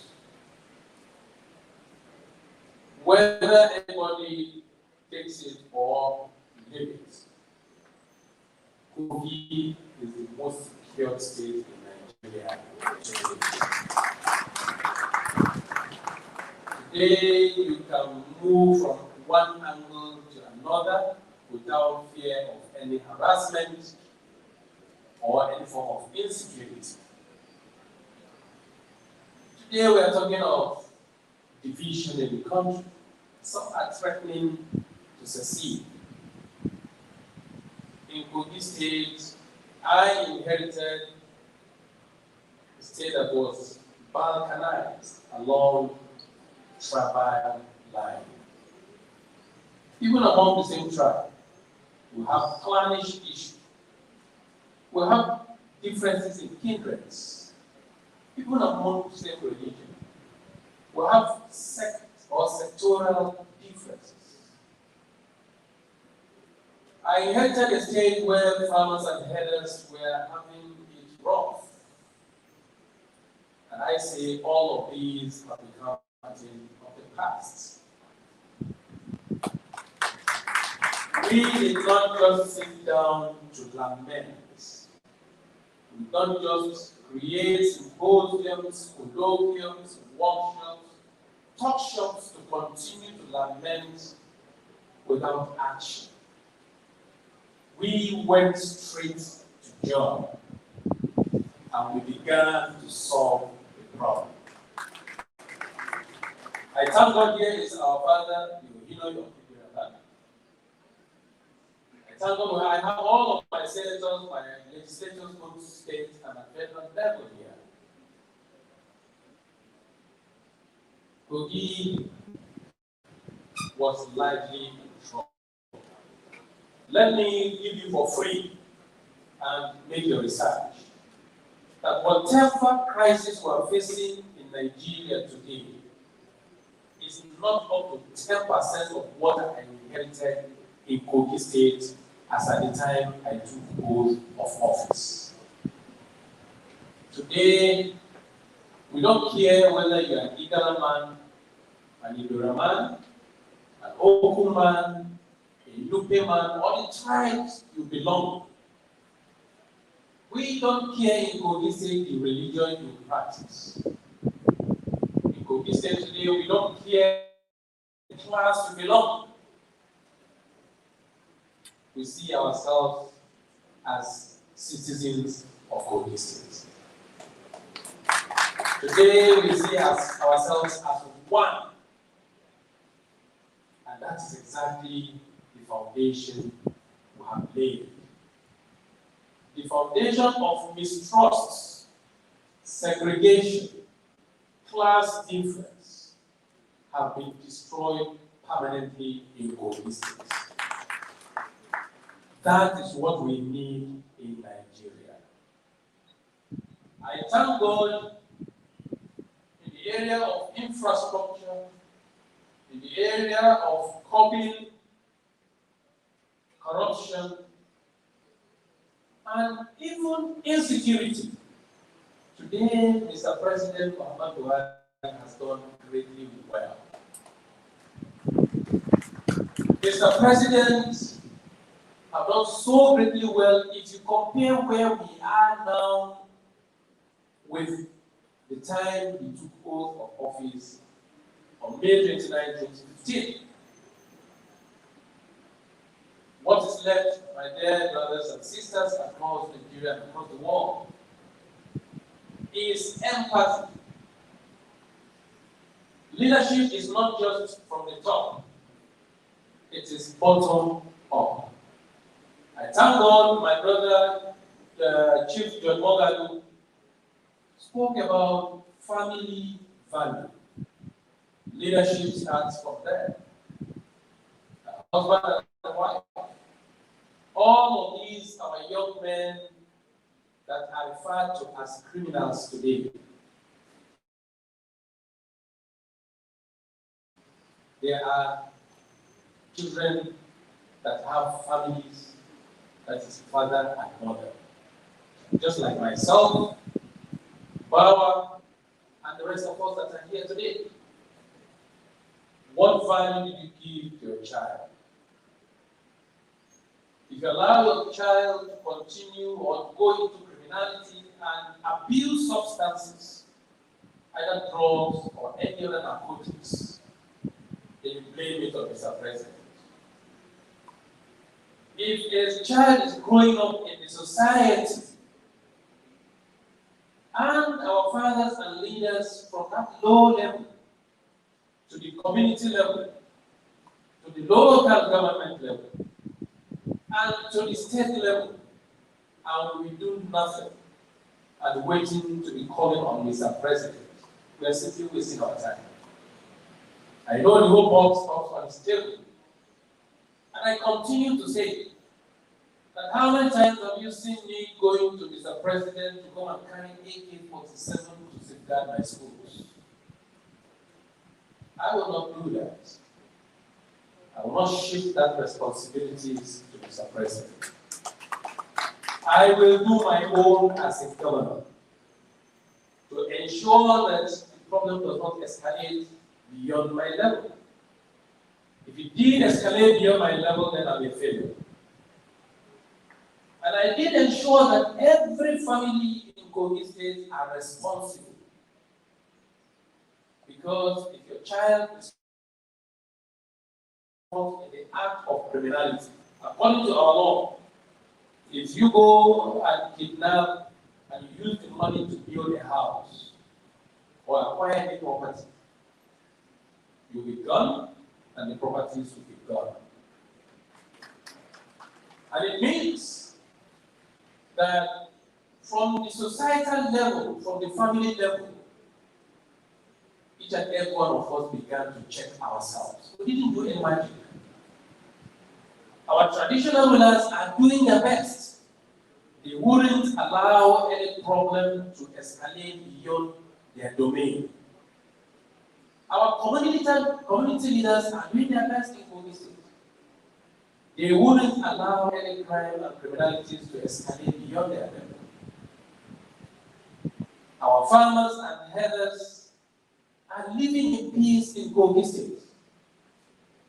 Majority of the Fulanis that are displaced from the southwest, southeast, and even south-south, none of them is seen in Kaduna, in Kano, in Taraba, in Yobe, in Katsina. All of them, majority of them, are here in Kogi State and even Kwara State. Thank God the governor is here. We devised a mechanism of how to live in peace. Rather, we are tapping from the prospects that these people come to our state with. Even though we continue to devise the best method of ensuring that their businesses are modernized. But in the interim, we have to manage ourselves. Because we can go on and continue to shift blames. Professor Chris Lokoja Mustafa alluded to it, that the crisis between Omuleri and Aguleri is not caused by a House of Fulani, and it is not caused by Yoruba. The crisis between Ifemodakeke is not caused by a House of Fulani, and it is not caused by an Igbo man. The crisis between the Jukons and the thieves are not caused by Fulani man, and they're not caused by Yoruba or Igbo man. The intercommunal clashes we have across the country are indigenous to us, and we should provide indigenous solutions. Great. In Kogi State, we have provided indigenous solutions to our problem. That is why we are having Kogi State as peaceful as it is. I told Khalid, when so many people will be afraid that, oh, Nigeria is going to break, there will be war, there will be crisis, and I say it's a lie. Nigeria can never break, and Nigeria will never break. And let me caution that don't take to heart some of these hard words from we the politicians that threatens secession or division. Majority or some of we politicians, that is what we try on. Sell the dummy. Sell it to the public, the uninformed ones. Divert their attention and continue to feast on our common patrimony. When we sit at leadership forum, you'll never see a Hausa man and a Yoruba man that are ministers throwing banter. Thank God you see, I'm not saying, I mean, they are doing their best, so thank God you see Honorable Attorney General of the Federation here is from KB State. And you see the Honorable Minister of State from Niger Delta, from Bayelsa specifically. These are gentlemen serving this country. And you think these two men will never separate or will allow a KB man to go his way? Bayelsa should go his way. It's a lie. We are so intertwined that we can never allow ourselves to go separate ways again. Here is our father in His Royal Majesty, the Union of Iberland, an in-law and father-in-law to Chief Fele Fali Kayode. How can you separate it again? It is impossible. Here I am from the North Central. And here is my darling wife, the First Lady of Kogi State, all the way from Niger Delta, from the South, who gave me beautiful children, among which is Naima Bello, who is celebrating did alongside with me. How would you separate us? It is not possible any longer. Not to talk of the economic affinity, the integration that we have already established. How are we going to separate that? We can only experience skirmishes. Skirmishes. And I did tell the truth to some of my brothers. The other time when the IPOB and ESN were attacking citizens, Nigerian citizens, in the eastern part of this country, and I did call my brother Moses, Barrister Moses Okeze. I said, Barrister Moses Okeze, you will only attack yourselves, kill yourselves, destroy your properties and your economic fortunes, but you can never lead a war across your land to another person's land. It's not possible. How would you cross Kogi State to any other part of the country? How would you cross Edo State to Ondo State, to Ekiti, to Lagos? How would you cross? You lock yourselves down. You say your people should not do business that day. Who lose? You that are doing business, you lost a lot. Not other people that are moving around freely. So, it is high time we sit down and have a meeting. And as long as we have it, Mr. President, have as much as possible integrate this country by way of appointments, by way of projects, and by way of not interfering in anybody's jobs. You have seen the second Niger Bridge going. You have used the money to fix some other roads that are lacking in Daura or in Kansas. You've seen the railway station that was commissioned just a few days ago in Lagos, between Lagos and Ibadan. He knows surely that if he fix or put that particular rail line between Daura and Abuja, or between any other northern states, he'll be clapped for. But that was done over there. That is integration, that is inclusion. All Mr. President needs is our prayers, our support, our loyalty, our patriotism. Because come May 2023, 29, Mr. President will hand over to whoever would have won the presidential election. Nigeria will remain. If Nigeria remains, then what will you make of Nigeria that you are striving and struggling to destroy? Meanwhile, he has called on each and every one of us to live up to our responsibilities. After all, when I was campaigning, I campaigned on my honor. I didn't campaign that Mr. President will come and safeguard the lives and properties of people of Kogi State. That is the oath I took, and I must live up to that responsibility. When distinguished Senator Smart Kadiani campaigned, he campaigned to provide, to serve his people, and to assist in promulgating laws that is going to improve the lives of his citizens. In that campaign, he promised that he's going to equally come up with laws for the people of Kogi State. And we have. When we start leadership from the lower level to the upper level, the leadership problem will be solved to all each and every one of us to seize this window that Mr. President and our great party provided to join our party and be a member. Partake in the selection of leaders you so desire. If you and the chance elude you, and you have a leader that provides then don't complain when the things are going wrong.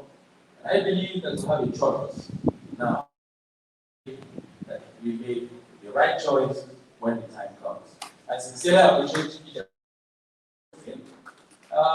After this particular event, we will have an award night that we are going to honor our fallen heroes.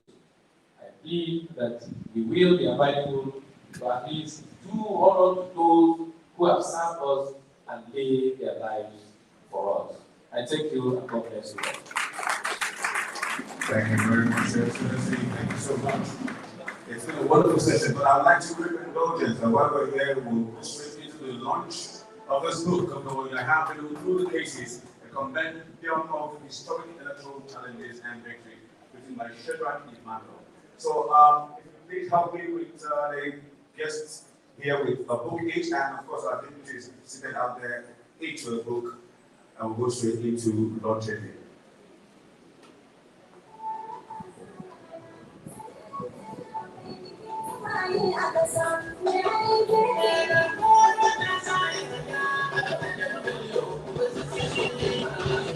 Wait, who's that talking about?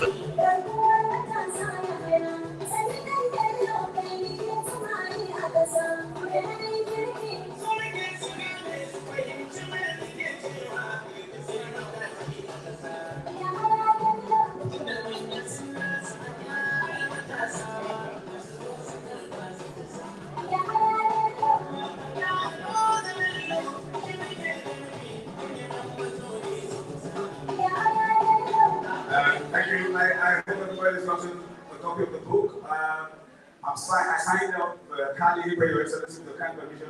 I'm taking over my duties back. Signed it out. Please, I hope everybody had a copy of the book. So I would like to, I know the stage is a bit small, but we'll make do with what we have. I'd like to call on the new people who will lead us in the launch. I also call on the Attorney General Minister of Justice to also join us. Also call on the Minister of State for Petroleum to also join us. Haji Malawi and Dr. Chibri, so please join us, His Excellency, and also ask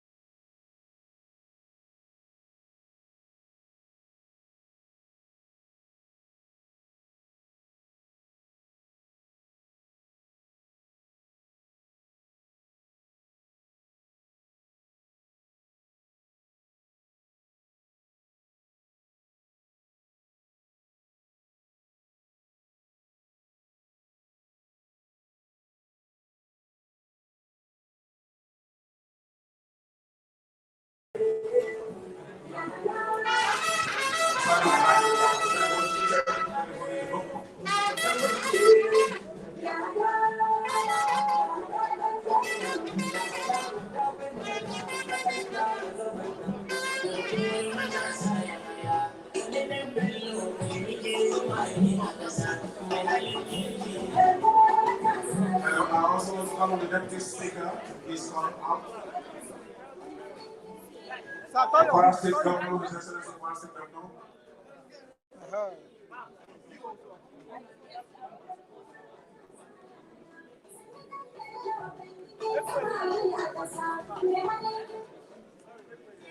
Shadrach Emmanuel is also here, the author of the book.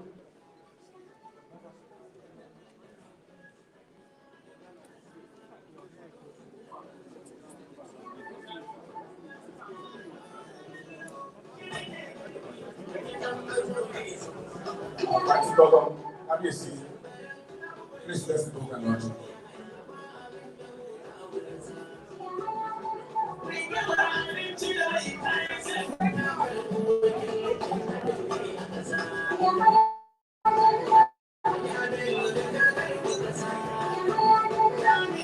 His Excellency, Royal Majesty of your Shinoyi of Bella, Miss Roy Oinoyi to please come forward, sir. Please, sir. You also join and give the family blessing. Oh, okay, sir. We'll bring the microphone to you, sir. We'll bring the microphone to you, sir. Please bring the music, please. Kabiyesi, please go ahead.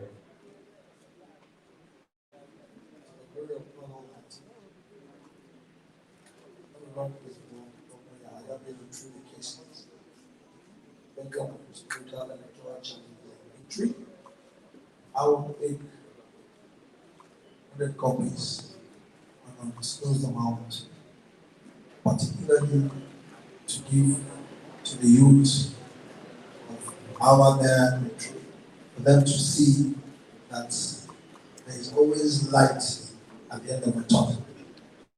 Congratulations. Thank you, sir.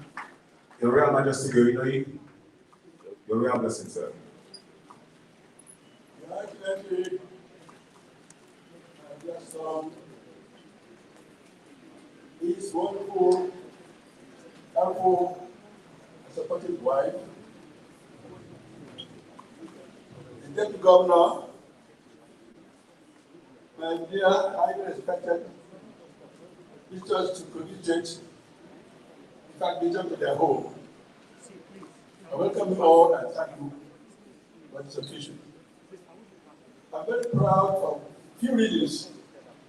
One, not only because I'm the father of Senegal, but we please God to make him 46 when I'm double that age. I am 92 and he's 46. He surely half of my age. Carry with him all the wisdom of God before I got to this age. And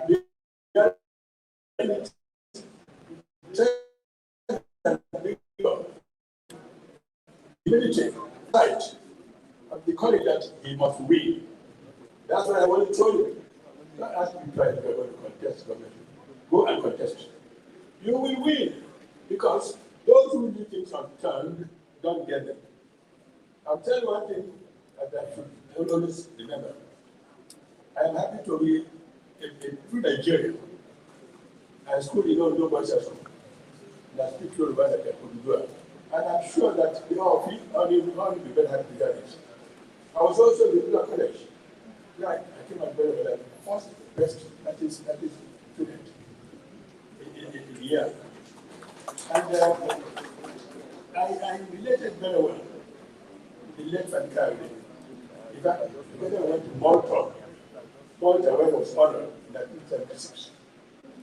So I've been a Nigerian, I speak Igbo, not everybody want to. Yet I can't believe among people who believe that Nigeria is not strong enough to be united. I am united in my heart towards everybody. I love everybody. Hear everybody. Listen to them. That is why I'm building a place which has been regarded as violent, that most peaceful in Nigeria. That was why my governor is courageous to say, I'm not expecting all these things that come from abroad. We frightened by people. We are already unfrightened. We are already willing and going. We don't look back. We are not like farmers looking back because we know that because of them. We believe in the Bible says, let there a man living on the plow and looking back, we shall not be because of them. Now, another thing I want to let you know. My dear son, you made up your mind. I can't speak too long today. But believe you me, I've got a place more than anybody can think of in this country. As a man who has established the first viable exploring oil exploring company in Nigeria, Niger Petroleum. And more was my business, and also for that matter. I keep quiet because I feel that young men like you must come up, not because I've got to say. I know how many things have left undone and why we are coming to see them done. I remember the old annual sisters in their songs. I am forever blowing bubbles, pretty bubbles in air. They fly so high, nearly in the sky, and like my dream, they fade and die. Imagine them.